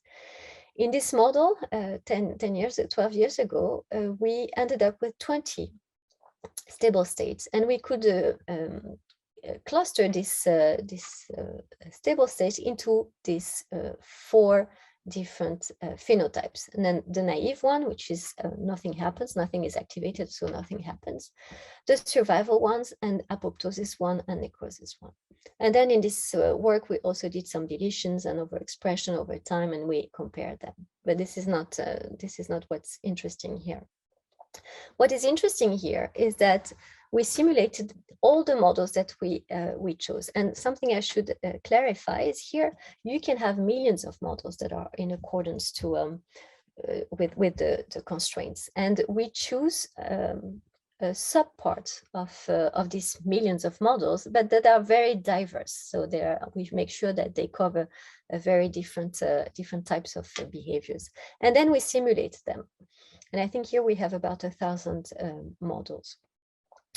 And we simulate different conditions. So when you don't activate TNF, you're supposed to have to be more into the homeostatic state, so what we call the naive state here, where you don't activate apoptosis, you don't activate survival or non-apoptotic cell death. So you're more somewhere here.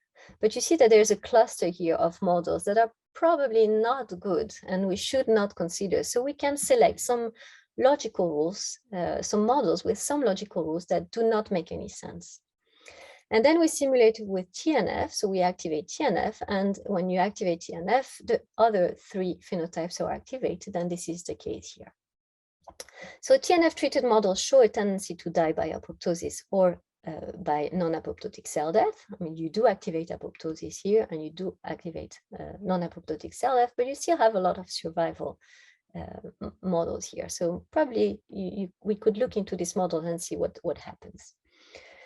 So some models still show a high survival rate. So it's possible, as I said, again, I'm repeating myself, but it's possible to select the family of models that behave as expected under different conditions.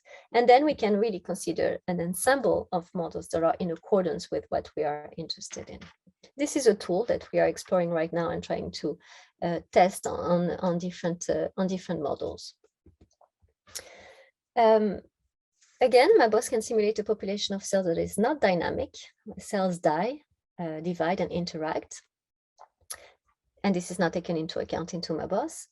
And of course, the stage depends on the microenvironment, and different cell types evolve with different proportions. So this should also be taken into account. So the solutions that we propose here is to add some death and division related processes for each cell. And we try to allow some interaction between cell types. And this is what we did when we developed UpMABOS. So again, you see the same faces over and over. So these are some collaborators at ENS, and Vincent Noël, who is working also on the ensembles that I didn't mention him, but he's a big part of the project. And here the idea is the following. So the features are that we describe a population including different cell types. So in this case, we're not considering only the tumor cells, but we consider maybe T cells or macrophages and so on. Cells can die and divide. So each cell can die and divide, and cells can interact also through a ligand receptor dynamics. So the way it works is that we start here at 0 with our simulation, we run it, we stop at some point, and then we check. Is the trajectory that I'm following, does it have apoptosis or death at 1? If yes, then I remove this trajectory from the simulation. If the proliferation or the division node is at 1, then I double this trajectory. I check also the interaction, and then I update the receptor activity. And this will activate some downstream effect. If I have a receptor that changes its activity, then I will have a different phenotype, probably at the end. And then I do another simulation, and I stop again in the middle of this simulation. So there's a synchronous update on these stochastic simulations. And at the end, I stop when I reach the end of the simulations I'm interested in. What we can follow doing this type of process of methodology is that we can follow relative population size over time. So here we can see that we start with tumor cells. When you activate T cells, here you finally activate the cytotoxic T cells, and you completely kill the tumor cells. This is an example at the level of the tumor. So we go one step at the level of the population, sorry, not the tumor. So we go one step further. We can also compare population size under different conditions, and this is a case where we have a treatment and a case where we don't have a treatment, and you see that population size is not the same. And again, I'm taking the example of the cell-fate decision model. This time I added the division node and the death node, which will define if I remove the trajectories or double them. And I also added a feedback from NF-kappa B, which is responsible for the survival pathway, back to TNF. So it can activate neighboring cells that have TNF close by. This is what you see when you run MABOS. So this was a check that things were working properly. But what is interesting here is I'm showing two examples, if I have the feedback or not. So in the case I don't have this feedback, NF-kappa B towards TNF, if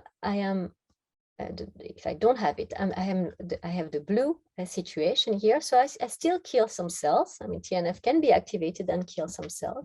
But in fact, if I have this feedback, so NF-kappa B activates TNF, then I kill the cell better. So there's an impact between the two conditions. So it's important to take into account this intercellular interactions. And here I'm showing an example, a protocol that we can look at.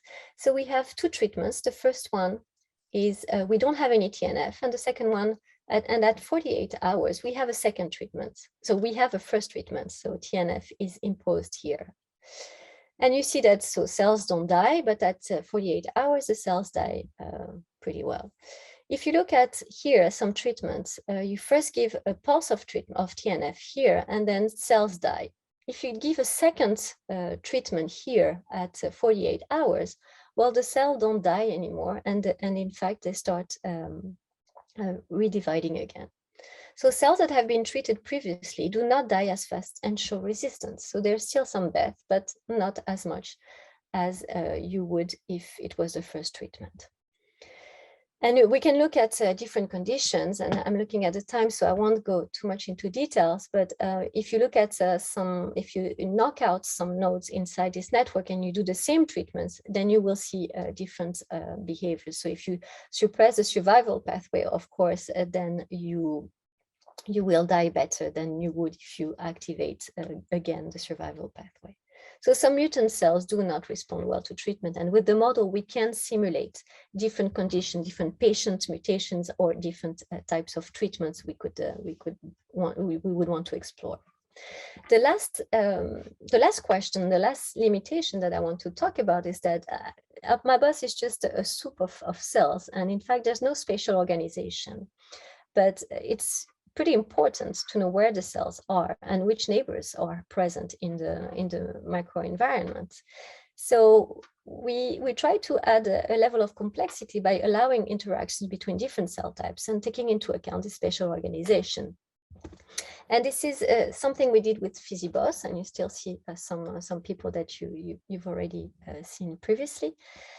We started with PhysiBus. So PhysiBus is composed of two tools. So PhysiCell, which is developed by Paul MacLean in the US, which is an agent-based modeling tool, very handy. This is an example of a simulation of PhysiCell, where agents can diffuse, move, proliferate, die, interact with the environment. Each cell here, each agent has a size, a position, and some dynamical properties. Well, we try to include inside each of these agents a MABOS model. So to give some dynamics, so some molecular description inside each agent. And this is where it becomes PhysiBus. And again, I'm taking the example of the cell-fate decision model. So same model, and we put this model inside each network, each agent, sorry. And we see that this is exactly what I said. The TNF treatment can lead to death or survival, and NF-kappa-B can amplify the signal. Well, if you this is a simulation. If you don't treat the cells with the TNF, you don't activate TNF, the tumor will grow and will grow to a certain size at 24 hours. If you give some TNF, then you see that some cells, so the red cells are dying by apoptosis and the black one by necrosis, and you see that the size, the mass of the tumor at the end is not as big. So there is an effect, and you can see it from the mass of the tumor that you end up having. And then what is really nice is that you can test clonality here. And we tested on 25% of these cells. 25% had these mutations, IKK plus and C-flip plus, which are part of the survival pathway. If you overactivate these nodes, then you overactivate the survival pathway, and you end up, even if you have TNF, you end up with a high tumor size, a little like you have here without any treatment. And we tried with different size of the clones, and in fact this clone is pretty drastic. With even with a small size of the clone, you end up with a big mass like this. So with this, you can do in silico experiments, and we can show that the tumor does not grow as fast when treated with TNF or not. You have the possibility to test the effect of a treatment on different cell population, different types of cell population. So include the clonality simulations, and we can test different types. We can test different types of treatments, like pulses or continuous treatment, which is not shown here but shown in the initial publication. And I will finish here with some concluding remarks. So I tried to show you how, depending on the question, depending on the complexity that we want to take into account. So in our model, we slowly over the years increased the complexity of the tools that we developed, always based on MABOS. But we start by a model of an individual cell that we personalize using omics data. We consider ensemble of models, and then we included some interactions, some dynamics between these cell types, between these cells and cell types. And then we allow to have some kind of spatial organization of the cell. Of course, I didn't say it, but the tumor microenvironment is important. The example I show here only concerns, especially for PhysiBOS, only concern the tumor, so the same cells. But in fact, you could, with PhysiBOS, consider different cell types, so tumors, T cells, and macrophages, and have different models inside the tumor. And you can also do that with UpMABOS. And this is one step towards what we hope to have at some point, which is a digital twin. So to be able to, based on data, give some size of the population of these different cell types and personalize each model based on single cell transcriptomics data. But of course, we're not there yet, but some methods need to be improved. And finally, can we bring that, concretely, can we bring that to the clinics? So the answer, I think, is no, not yet. But we could imagine that on the side of clinical studies, of clinical trials, we could test a model. We would start with a generic model with data. We construct patient-specific data. We select some drugs that we test on the model, and then we provide for each patient some kind of reports where we will have survival and maybe combinations, the effect of combination of drugs. This could be something we could do on top of what is already done with bioinformatics analysis in these clinical trials. And I will finish here with the acknowledgement and all the people that contribute to the different tools that I presented today. And I'm done. Thank you. Thank you, Dr. Calzone, for this very interesting talk. And now we move to questions.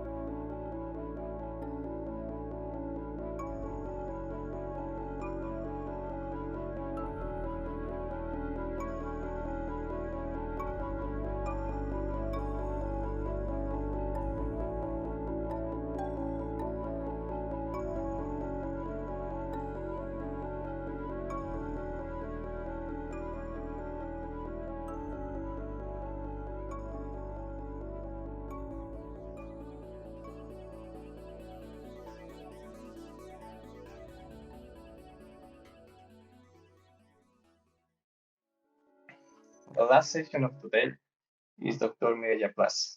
Dr. Mireya Plass holds a PhD in Health and Life Science from Pompeu Fabra University, Barcelona, Spain. In 2019, she joined to the CMRE as independent group leader, and shortly after, she was awarded a Ramon Cajal contract from INECO to support her position as principal investigator.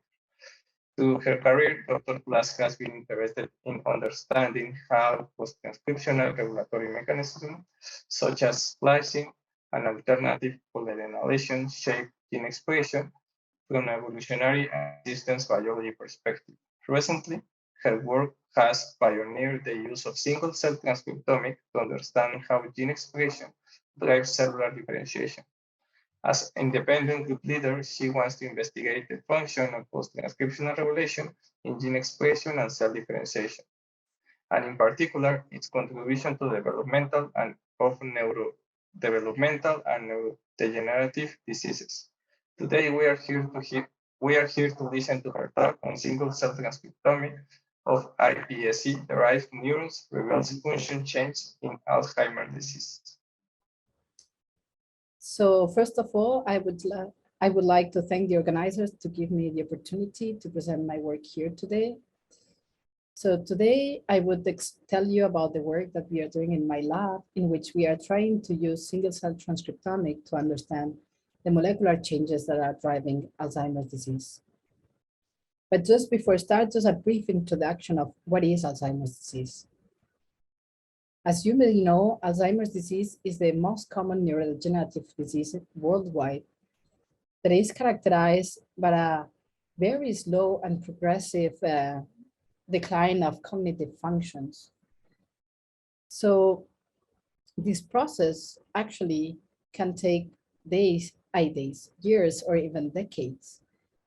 And what we know is that it's expected that about 30% of the population aged 65 or older in the United States are affected or are going to be affected by this disease.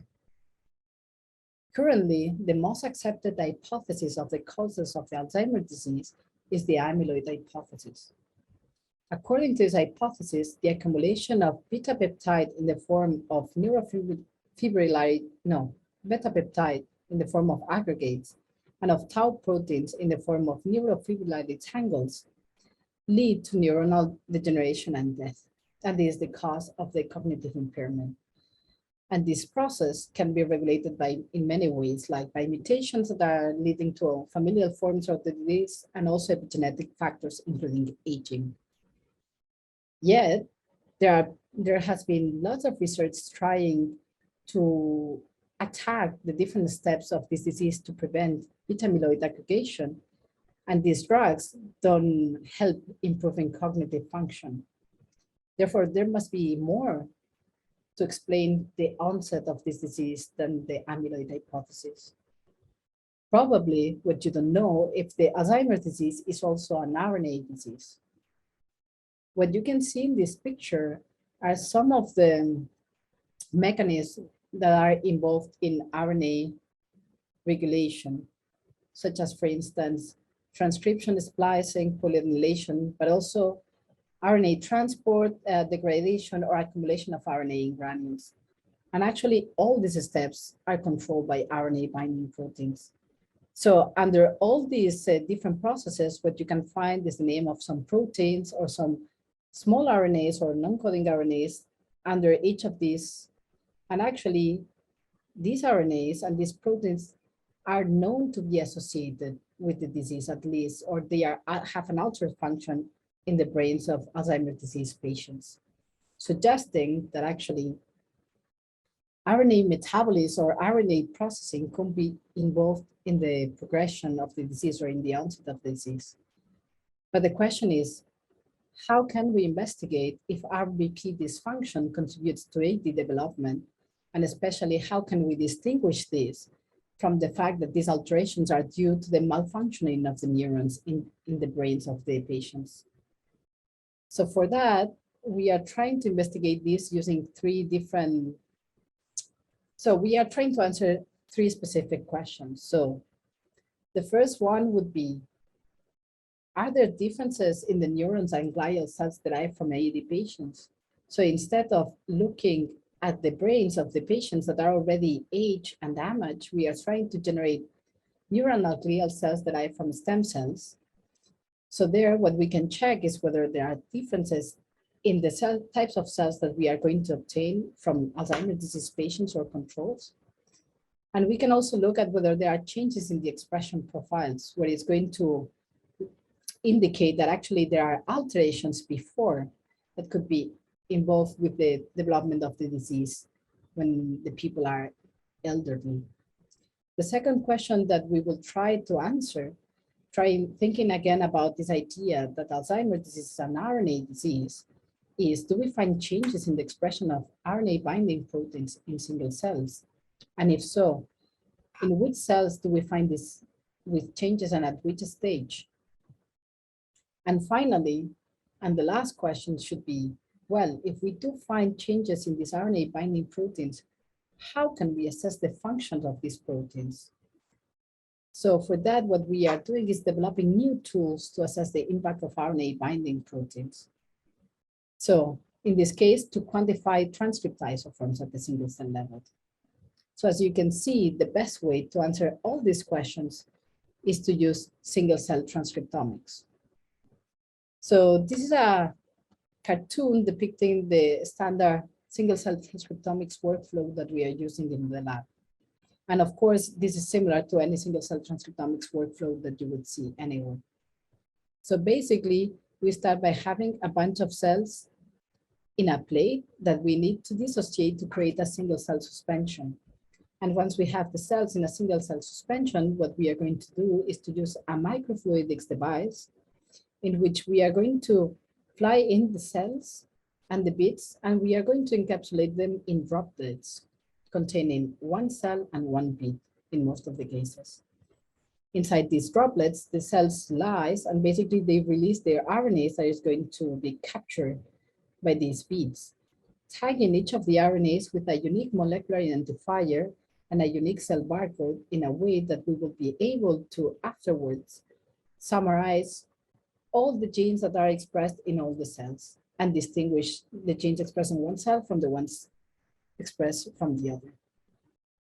So going back to the initial questions that we have, so the first thing that we want to do is to see whether we obtain different cell populations derived from iPS cells in Alzheimer's disease patients or in control samples. So for that, we took the cells and we differentiated to different neuronal and cell populations.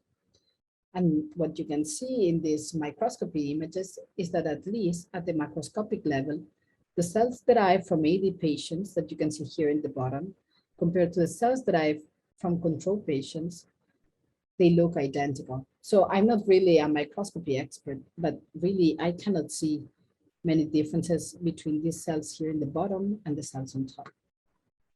So given that we don't have any changes at the macroscopic level, the question is, do we find changes at the microscopic level, so at the molecular level?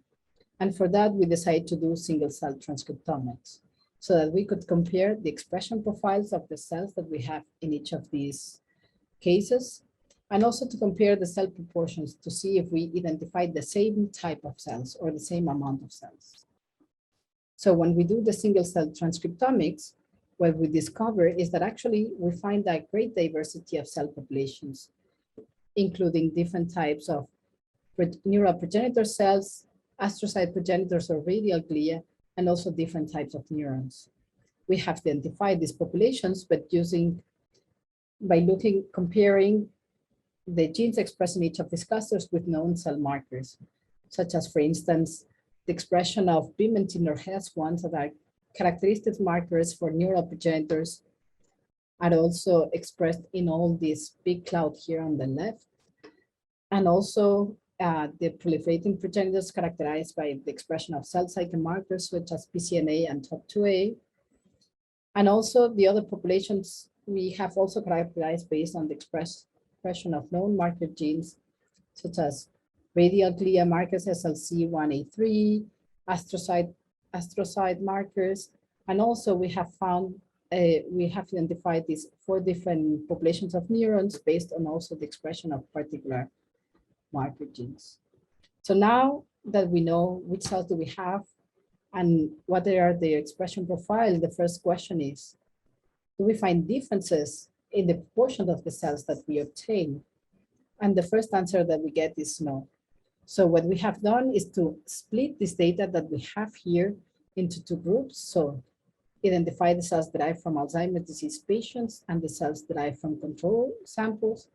And what we can see is like all these cell populations are identified in each of the clusters, suggesting that actually we don't have any much big bias in the cells that we obtain.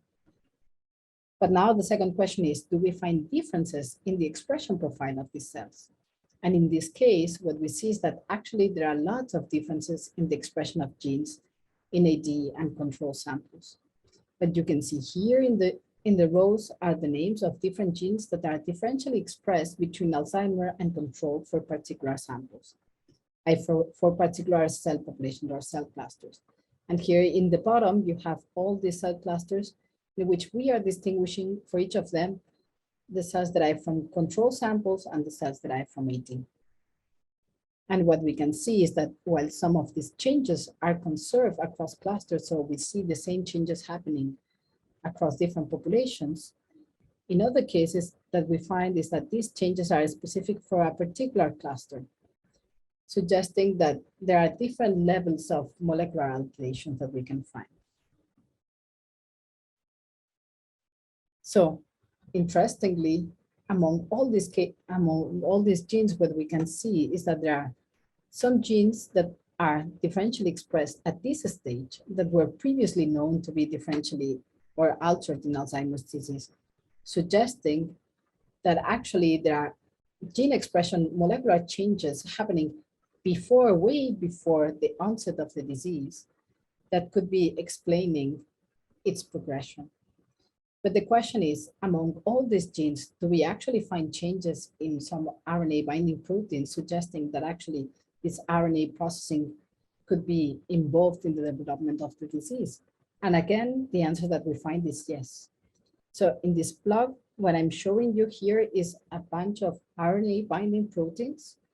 And what we can see is that we can identify RNA binding proteins that are upregulated in AD and some others that are downregulated in AD.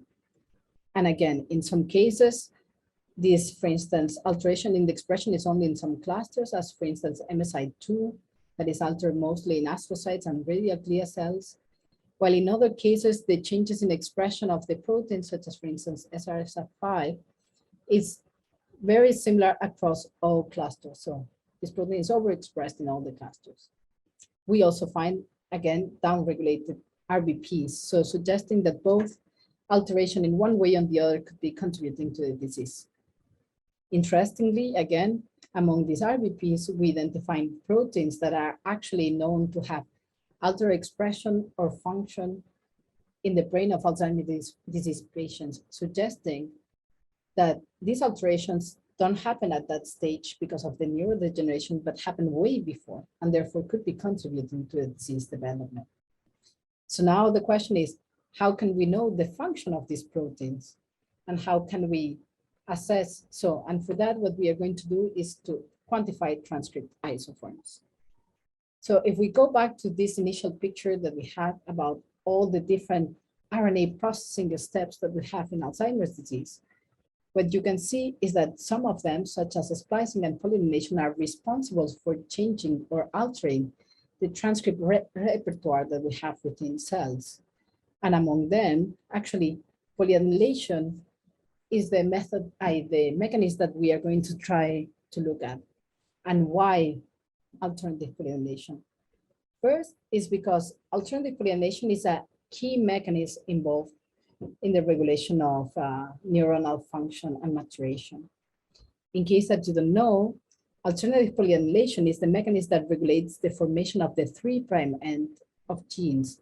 And this region, which usually doesn't affect the resulting proteins, actually what it does is it changes the regulation of the resulting RNAs. Because in these regions, usually we have binding sites for RNA binding proteins, microRNAs, or other non-coding RNAs that will alter the localization of the RNAs, their translation, their stability, or even their localization within the cell. Furthermore, single-cell transcriptomics is ideal to quantify alternative polynylation. As you can see in this figure, in which we are showing the distribution of reads along a normalized gene. So reads generated by different single-cell transcriptomics technologies. What you can see is that most of these reads accumulate at the end of the genes, therefore being ideal to produce an accurate quantification of the 3' ends of these alternative polynylation sites. Taking all together, what we decided was to develop a new tool, Scalpel, that would allow us to quantify isoforms at the single cell level. So the main idea is that we will go from this picture in which we have all these reads that we have generated with a single cell, all of them with the same color being different reads with the same UMI and the same cell barcode, so coming from the same mRNA molecule. We are going to move to this picture in which we are going to quantify, so assign these reads to particular isoforms so that we can quantify them. So briefly, our tool, what it does is like it processes these reads, especially to discard artifacts, and then runs an EM algorithm to quantify, to estimate the expression of each of the individual isoforms within the cell. In this way, we are going to generate a digital gene expression matrix that is going to summarize the expression, now not of genes, but of individual isoforms from each gene in each of the cells. And now we can use this matrix to basically find changes in the expression of these isoforms across clusters. So to validate whether this tool was working, we decided to test it in a very simple scenario in which we did single cell transcriptomics of iPS cells, so stem cells and neural progenitors. And as I told you before, alternative polynylation is known to be key to neurons that there are changes in polynylation.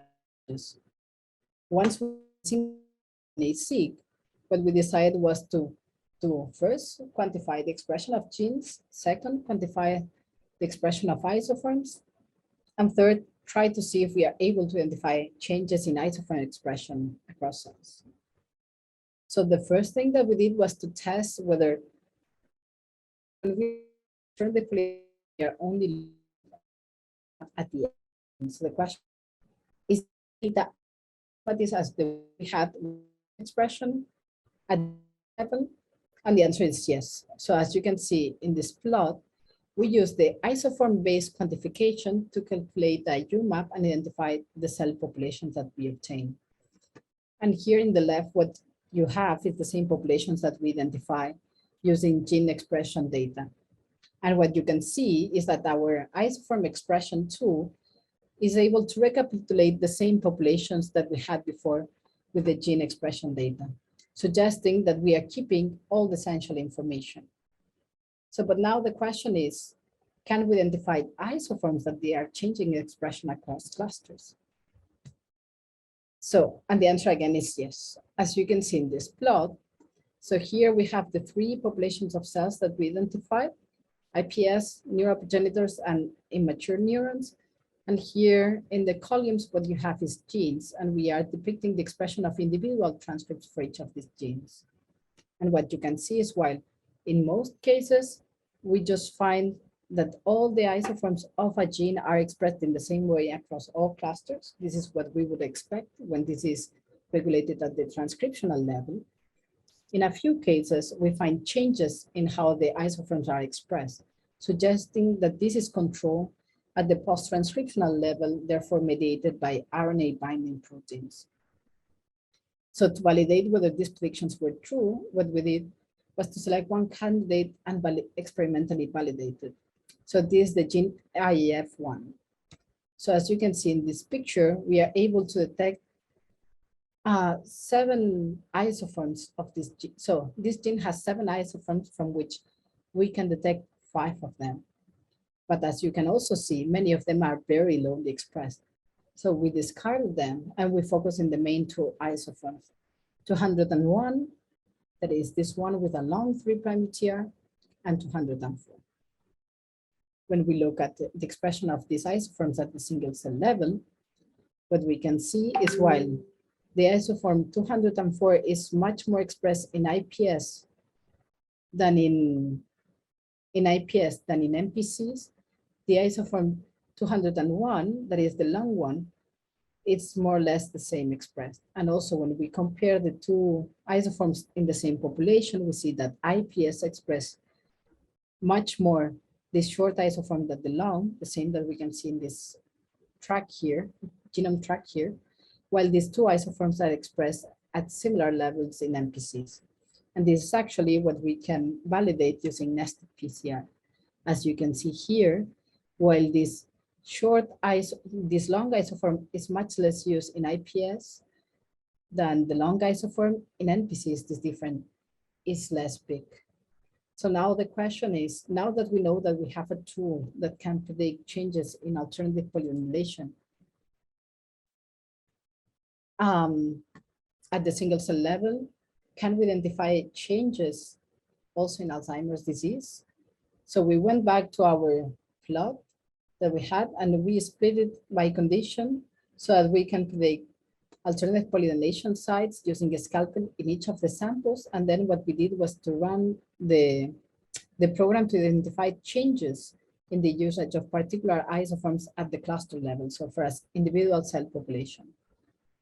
So the results of the analysis showed that we are able to actually quantify more than 11,000 genes with at least 2 isoforms, from which 90 have a significant change in isoform usage in specific clusters. And I'm going to show you 2 of these examples. So the first one is the case of STATMIN2. STATMIN2 is a gene that actually has been associated with Alzheimer's disease and many other neurodegenerative disease. So what we can see is that in our data, we are able to identify 3 different isoforms of STATMIN3. One with a long 3' UTR and 2 with a short 3' UTR. And what we can see is that these shorter isoforms are much more highly expressed in the control samples than in AD. So while in AD we see that the isoforms are more or less similarly used, in control we see that this short one is much more highly expressed. And although this is across all populations, this is exactly what we can see when we look specifically at this GABAergic neuron population. We can see that this short isoform 202 is much more used in control samples than in the Alzheimer's. And in contrast, this, than in Alzheimer's. So another example is this case HNRMPA3. So this protein is an RNA binding protein that is involved in splicing and cytoplasmic RNA trafficking. Therefore, very interesting for us as it could explain some of the alterations in the functions, for instance, of the neurons. Again, in this case, what we have seen is that this gene expresses 3 different isoforms in our data set, 2 shorter ones and a longer one. And what we can see is that while in Alzheimer's disease, this longer isoform is mostly used compared to the short ones, in control we see exactly the opposite behavior. And we see that these shorter isoforms are much more used than the long one. And again, this is what we see specifically when we look at the MPC cluster, where we see that this short isoform is much more used in control, while the long isoform is much more used in Alzheimer's. So this was actually my last slide. And I hope that I have been able to convince you that in the work in the lab, we are using single cell transcriptomics to characterize alterations in Alzheimer's disease at the molecular level. And they are happening way before the degeneration starts, because these are newly differentiated neurons from iPS cells. So we not only find changes in the gene expression of these neurons, but we also find changes in the expression of RNA binding proteins. And actually, we are able to identify some of these changes because we have then developed a scalpel that is a new method to predict changes in isoform usage at the single cell level. And this allows us to identify changes in Alzheimer's disease patients in some particular cell populations. To finish, I would just like to thank the people from my team that basically are the ones that have been doing all this project. Especially, I would like to thank Anna, that has been the person involved in the differentiation of all the cells and doing all the single cell transcriptomics, and Mohammed, that has been doing the analysis of the single cell data, and to Franz, that has been basically doing all the development of a scalpel to predict alternative polymorphism in single cells, and to all of you for your attention. And just before the question, I would like to say that, of course, in my lab, we are hiring and we are looking for computational postdoctoral candidates. So if you are interested, please contact me by email or Twitter, and we can talk about it. Thank you very much.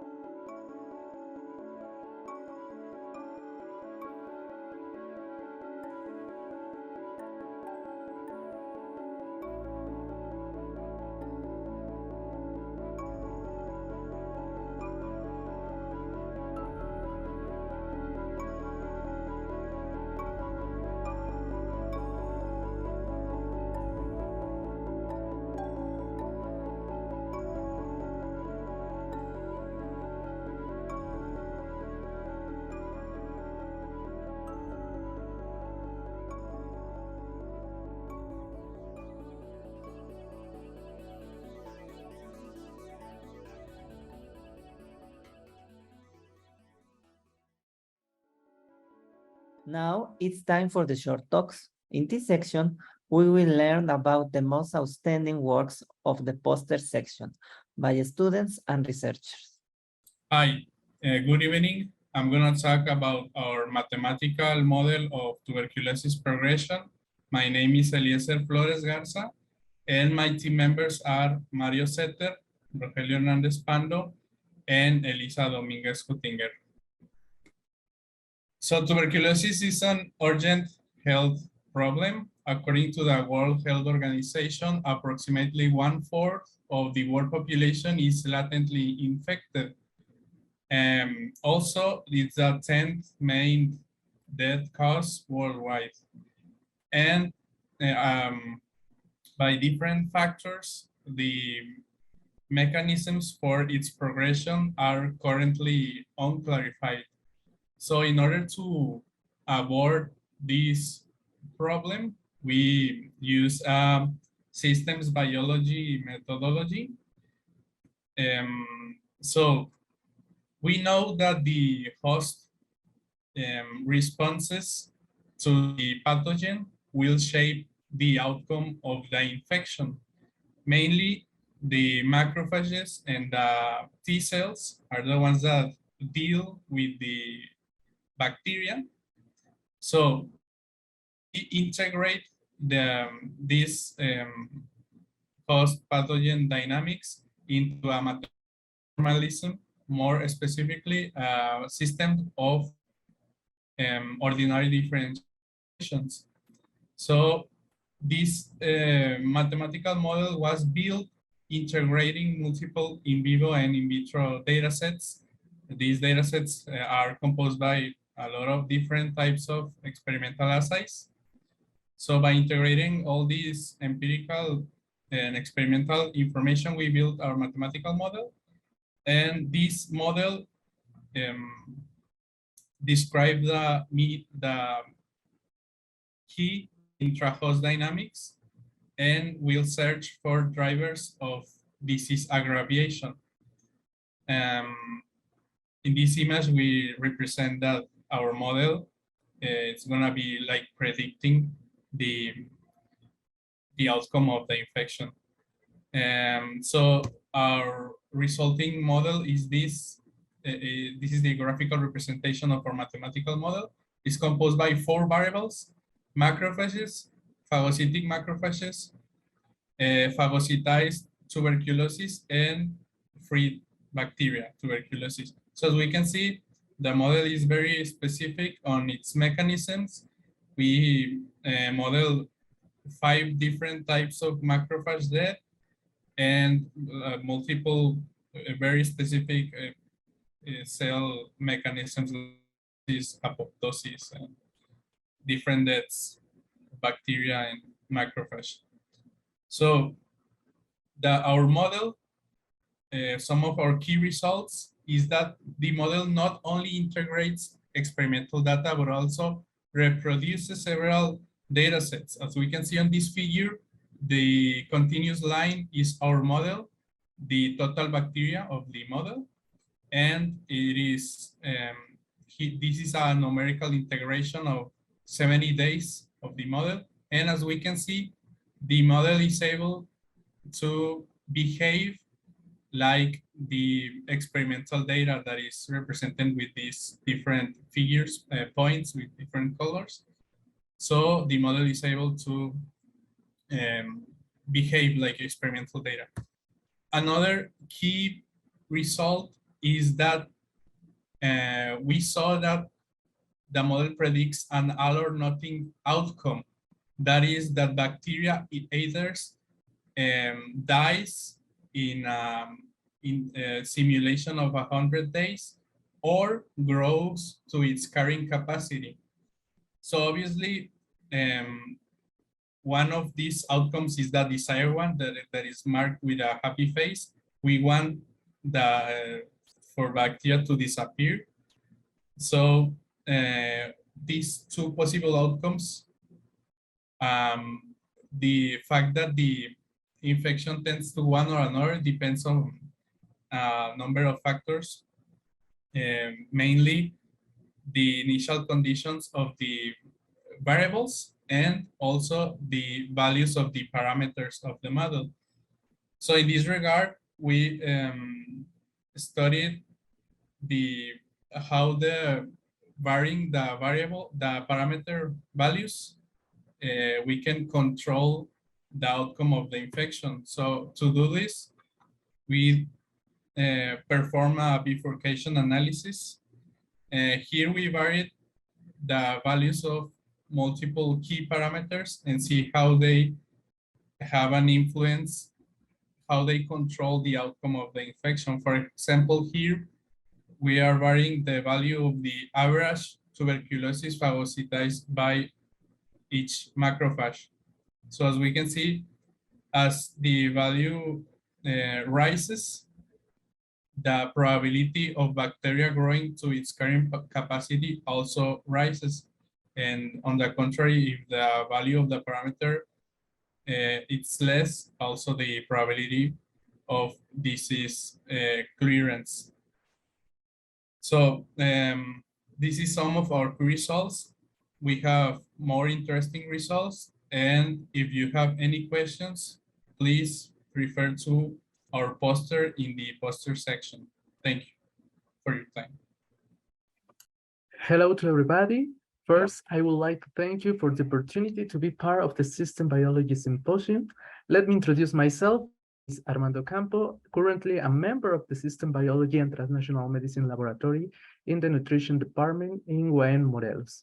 I want to share and talk with you the following project: evaluation of single nucleotide polymorphisms associated with the development of vascular dementia in the cellular context of the neurovascular unit. I have to say, I can just begin this talk without recognizing the awesome and multidisciplinary members of the lab who are part of this great team. And of course, Dr. Heriberto Manuel Rivera for being the mentor and leader behind each project. Let me start with the description of our pathology, which is vascular dementia. This is a neurological disease characterized by the decline of at least one of these cognitive domains. A set of cardiovascular pathologies have been related to its origin. One of them is atherosclerosis, which is characterized by the deposition of low-density lipoproteins, generating a lesion called atheroma.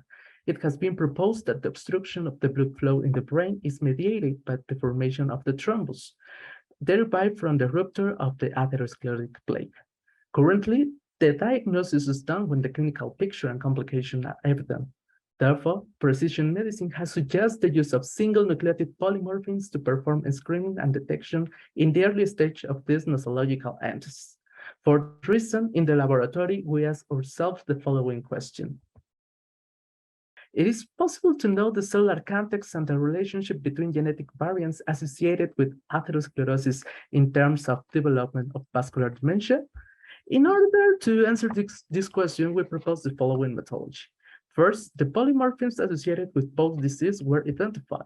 This was done with an algorithm developed in the System Biology Laboratory called Automated Variant Selection, or AVS, which is a tool based on data mining which perform a search of the polymorphisms associated with a phenotype, obtaining the SNP nature, the allelic frequency in the 26 subpopulation of the 1000 genome project, and the metabolic pathway described by reactome. To associate the SNP with the cell type and the corresponding neurovascular unit cell, we use a text mining-based tool named SNP Cell Risk Assessment of Dementia, or SCRAD, also developed at the laboratory, which extracts the PubMed article for each cell type and identifies those elements with the highest frequency of the term and the inverse frequency of each document.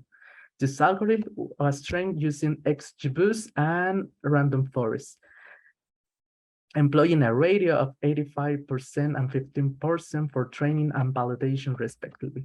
After the training, the genes associated with each polymorphism with the cell in the neurovascular unit were placed as input data to determine the probability association of each one with the neurovascular unit. To predict the SNP structure, function, and relationship, we base on SIP, polyphen-2, and protein algorithms. From the information extracted from SBA, algorithm, we obtained 678 polymorphisms associated with atherosclerosis and 84 vascular dementia, identifying 15 variants in both diseases. After identifying the nature of the variants, we made the association with the cell types of the neurovascular unit, denotating that most of the variants are associated with oligodendrocytes and astrocytes. The effect of polymorphisms on protein structure and function was identified using CYP, protein, and polyphen 2.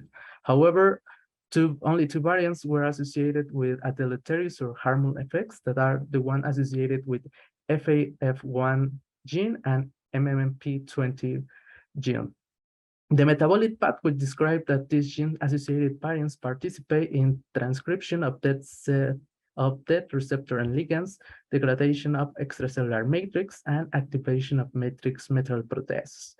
With this information, we suggest a model when we start from a physiology event to the anomaly destruction of the myelin sheath, axonal degeneration, and dysfunction of the blood-brain barrier in this neurological disease. To sum up, we identified 15 polymorphisms present in both diseases. We denote the association of these genetic variants with oligodendrocytes and astrocytes. Two polymorphisms have a deleterious effect on protein structure, and the identified genes participate in metabolic pathways associated with cell death, extracellular matrix degradation, and metalloprotease activation. Thank you once again for the time and invitation to the symposium. I hope you guys enjoyed the talk as much as I do. Please let me know if there is any doubt, and I invite you to the poster section where I gladly answer your question. Lastly, I give you our social media if you want to know more about from the laboratory projects. Thank you again. Good morning, everyone. My name is Araceli Vences Mejia. On behalf of my collaborators and myself, I am very grateful for this opportunity to present my work entitled Aberrant Expression of Cytochrome P452W1 in Pediatric Soft Tissue Sarcomas, a Promising Therapeutic Target. Soft tissue sarcomas are rare malignant tumors of mesenchymal origin with high aggressiveness and heterogeneity, including more than 50 histological subtypes. Incidence of this rare disease account for over 10% of all pediatric solid malignant cancers. The current treatment modalities for soft tissue sarcomas include a combination of surgery, radiation, and chemotherapy. And while this has increased the 5-year overall survival rate for non-metastatic disease for about 50%, however, outcome for patients with metastatic sarcomas remain dismal. Furthermore, current therapies are associated with severe toxicity as well as late effects that broadly impact the quality of life, function, and health of childhood survival of sarcomas. Therefore, new targeted therapies are urgently needed to significantly improve soft tissue sarcoma outcomes. Nowadays, several metabolic enzymes are being investigated for their potential role in tumor malignancy. Of recent focus is a novel member of the cytochrome 2 gene family called cytochrome P452W1, which is an extrahepatic enzyme expressed during early embryonic development and silenced by methylation after birth. Aberrant tumor overexpression of this isoenzyme has been identified in several human cancers, including colon cancer, breast cancer, and hepatic carcinoma, while its expression is barely detectable in normal tissues. Moreover, this expression was associated with the tumor state and the grade of the disease. Therefore, the differential and tumor-selective expression of cytochrome P452W1 represents a novel opportunity for the development of new anti-cancer therapeutic strategies. Thus, the aim of the current study was to examine the expression of primary soft tissue sarcoma and correlate their expression with baseline demographic and clinicopathological features. Pirate tumor cancer and its adjacent normal specimen were collected from 42 pediatric patients. Also, clinicopathological information was obtained from clinical records. RNA and protein extraction for each clinical specimen were performed using trisul reagents according to the manufacturer instructions. For quantitative real-time PCR assay, we using commercially available Tacman proofs of applied biosystem for this cytochrome gene, and beta-actin was used as an endogenous housekeeping gene. Relative gene expression was calculated according to the 2-delta-CT method. For Western blot assay, we used polyclonal anti-cytochrome antibody or a rabbit polyclonal anti-actin antibody as control. Our result showed that compared with adjacent normal tissues, the expression of cytochrome P452W1 gene in cancer tissue was significantly upregulated. Of this, the most of the tumor sample analyzed increased gene expression level had a more than 2-fold abundant chunk as cutoff. Then, Western blot assays were performed to further confirm the protein expression. The result revealed that sarcoma tissue exhibits overexpression of protein in 40% of tumor samples, whereas low or no expression of it was observed in adjacent normal tissues. Also, cytochrome protein expression was significantly associated with high histological grade of tumor at an advanced stage. No correlation between the protein expression and other baseline characteristics was found. As conclusion, the expression profile of cytochrome P452W1 suggests that the enzyme is closely relevant to the advanced tumor progression, and it may be a potential anti-cancer target for pediatric soft tissue sarcoma. Thank you very much for your attention. The title of my talk is Expression and Evolutionary Dynamics of a Genetic Circuit with Positive and Negative Feedback Loops. This is the work that I've been doing at the Evolutionary Systems Biology Lab with Dr. Mireya Plass at LIG.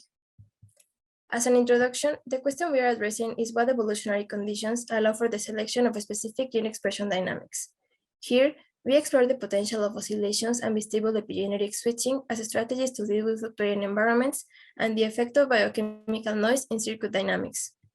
We develop a differential equations model of a genetic circuit with positive and negative feedback loops, fulfilling the requirements that make it capable of oscillations and stability, and hence stable epigenetic switching. The circuit design is as follows. Protein A is a transcription factor that activates its own synthesis and the synthesis of protein B, a transcription factor that inhibits protein A synthesis. For simplicity, we consider dilution as the mechanism for protein degradation. We found that the circuit is capable of multiple dynamics, some of which are induced by noise. For this, we explore different parameter sets using nonlinear stability analysis, deterministic simulations, and stochastic simulations using the Gillespie algorithm. First, we found the expected dynamics. The system can reach a unique steady state, it can present oscillations which are robust to noise, and it can be bistable and act as an epigenetic switch in the presence of noise. In addition, we found noise-emergent dynamics. Our system can present noise-induced oscillations. Here, damp oscillations that eventually reach a steady state into deterministic simulation generated sustained oscillations in the presence of noise. This circuit can also behave as a noise-induced excitable system. The system here has one stable steady state. In the deterministic simulations, it settles there, but in the stochastic simulations, the fluctuations prevent the system from reaching the steady state and instead cause it to travel through the phase plane before approaching again the steady state. To explore the potential of these dynamics as strategies to deal with fluctuating environments, we develop an evolutionary model. Here, we have a population of cells in an environment that fluctuates between two optimal protein numbers, high and low. Each member of the population has our circuit and starts with the same set of parameters.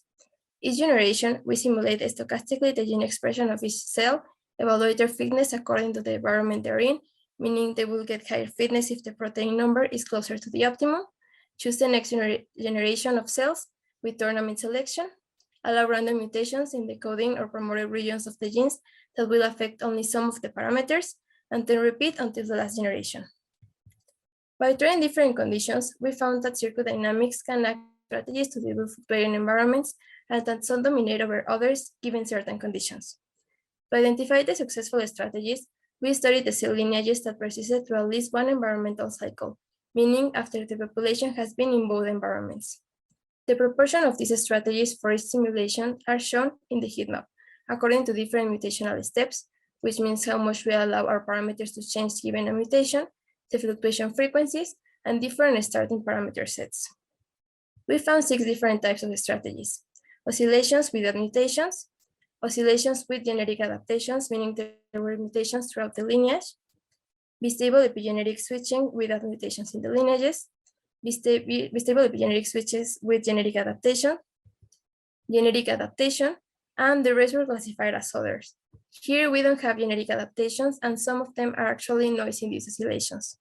Finally, some of the conclusions of the work are that stochastic simulations allow for the identification of noise-emergent dynamics. Circuit dynamics can emerge and persist as strategies to deal with fluctuating environments, and our results suggest that noise-induced oscillations could have a functional role as a strategy to deal with fluctuating environments. And I just want to leave here this slide for some acknowledgements and remind you that if you have any questions, comments, or you want to discuss something, please ask me in the poster session. Hi, my name is David Giron, and I work at the Human Systems Biology Laboratory in the National Institute of Genomic Medicine in Mexico City. This is the name of my master thesis project called Computational Modeling of the Gut Microbiota Metabolism in COVID-19 Patients. What was the motivation to do this work?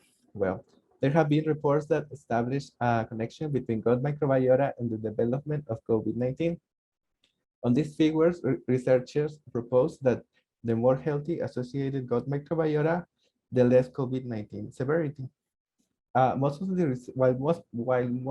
the research is focused on the gut microbiota composition, little is known about the metabolism in the community. That is why we perform this approach. The approach is metabolic. We perform a metabolic analysis of the gut microbiota of patients with COVID-19. We want to try to answer these questions. How different are taxa between disease status? What can we see on the networks produced by our metabolic approach? And are there any matches with key genera? And also, if we can characterize important fluxes in the community. To do this, we perform a metabolic model of the gut microbiota, and we use MyCom, that is a computational modeling software that, from genomic reconstructions and metabolic and taxonomic profiles, build a community from a metabolic perspective. With MyCom, we can make the following predictions. We can get fluxes between the members and we can also get the interactions in the community. And if we make the comparisons, we can see, and if we make the right comparisons, we can get the different fluxes between different states with, for example, health and disease. This is the data set that we use. We use data from a study from Hong Kong. They use a shotgun metagenomics from patients with COVID-19. Their hospitalization. We can observe that in this figure. On the methods, we perform a metagenomic analysis. We first did taxonomic profiling with Kraken2 and Bracken. Then we performed differential abundance analysis with HR. We did also a multidimensional separation analysis with MB-Phoenix. And finally, the prediction of interaction among members and the fluxes, we performed that with MyCom.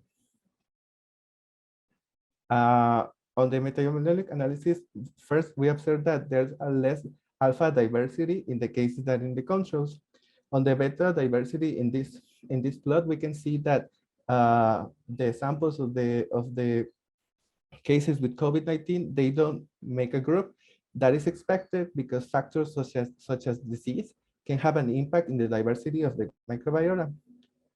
We also perform a differentially abundant analysis for the cases and criticals and also the critical stage. We compare that with the healthy controls. We identified in both analyses some genera that have been reported with relation with COVID-19. To dig more into the genera related to each stage of the disease, we perform a multidimensional and imputation analysis with MB Phoenix. We observe that there are clusters in the blood that are related to each stage of the disease. And also these genera have reports or previous reports in the literature with COVID-19. We obtained the metabolic interactions. And in these networks, we present two patients, two critical patients. We can see in the patient number 1 that they didn't use antibiotics. We can see that there are more cooperative connections in the time. That is not true for the patient number 3, that they didn't use any antibiotics. We can see that they did use antibiotics in the treatment, and we can see that there are more competitive, there are less cooperative interaction, and also on the last sample, there are only competitive interactions. We can also observe important nodes in the networks, and this network and these nodes also match with the key genera that we obtain in the differential abundance analysis. So we hypothesize that maybe these genera have some impact in the metabolisms of the community. Finally, this is our last result, and this is also a first approach on the fluxes in the community, and we observed that butyrate is decreased in the cases than in the healthy group, especially in the critical group that is on the right. We chose butyrate because it has been reported as an important mediator in disease. And what have we learned from this project? Well, we identified key bacteria for each COVID-19 stage. We also found high connectivity nodes in interaction networks for cooperation of competitions. We also identified some nodes that match with key bacteria obtained from each disease stage. And we also found that butyrate is decreased in COVID-19. And thank you. And if you have any questions, you can ask me on my poster. Do not forget to visit INMEGEN Facebook to watch the posters. You can make your questions in the comments box.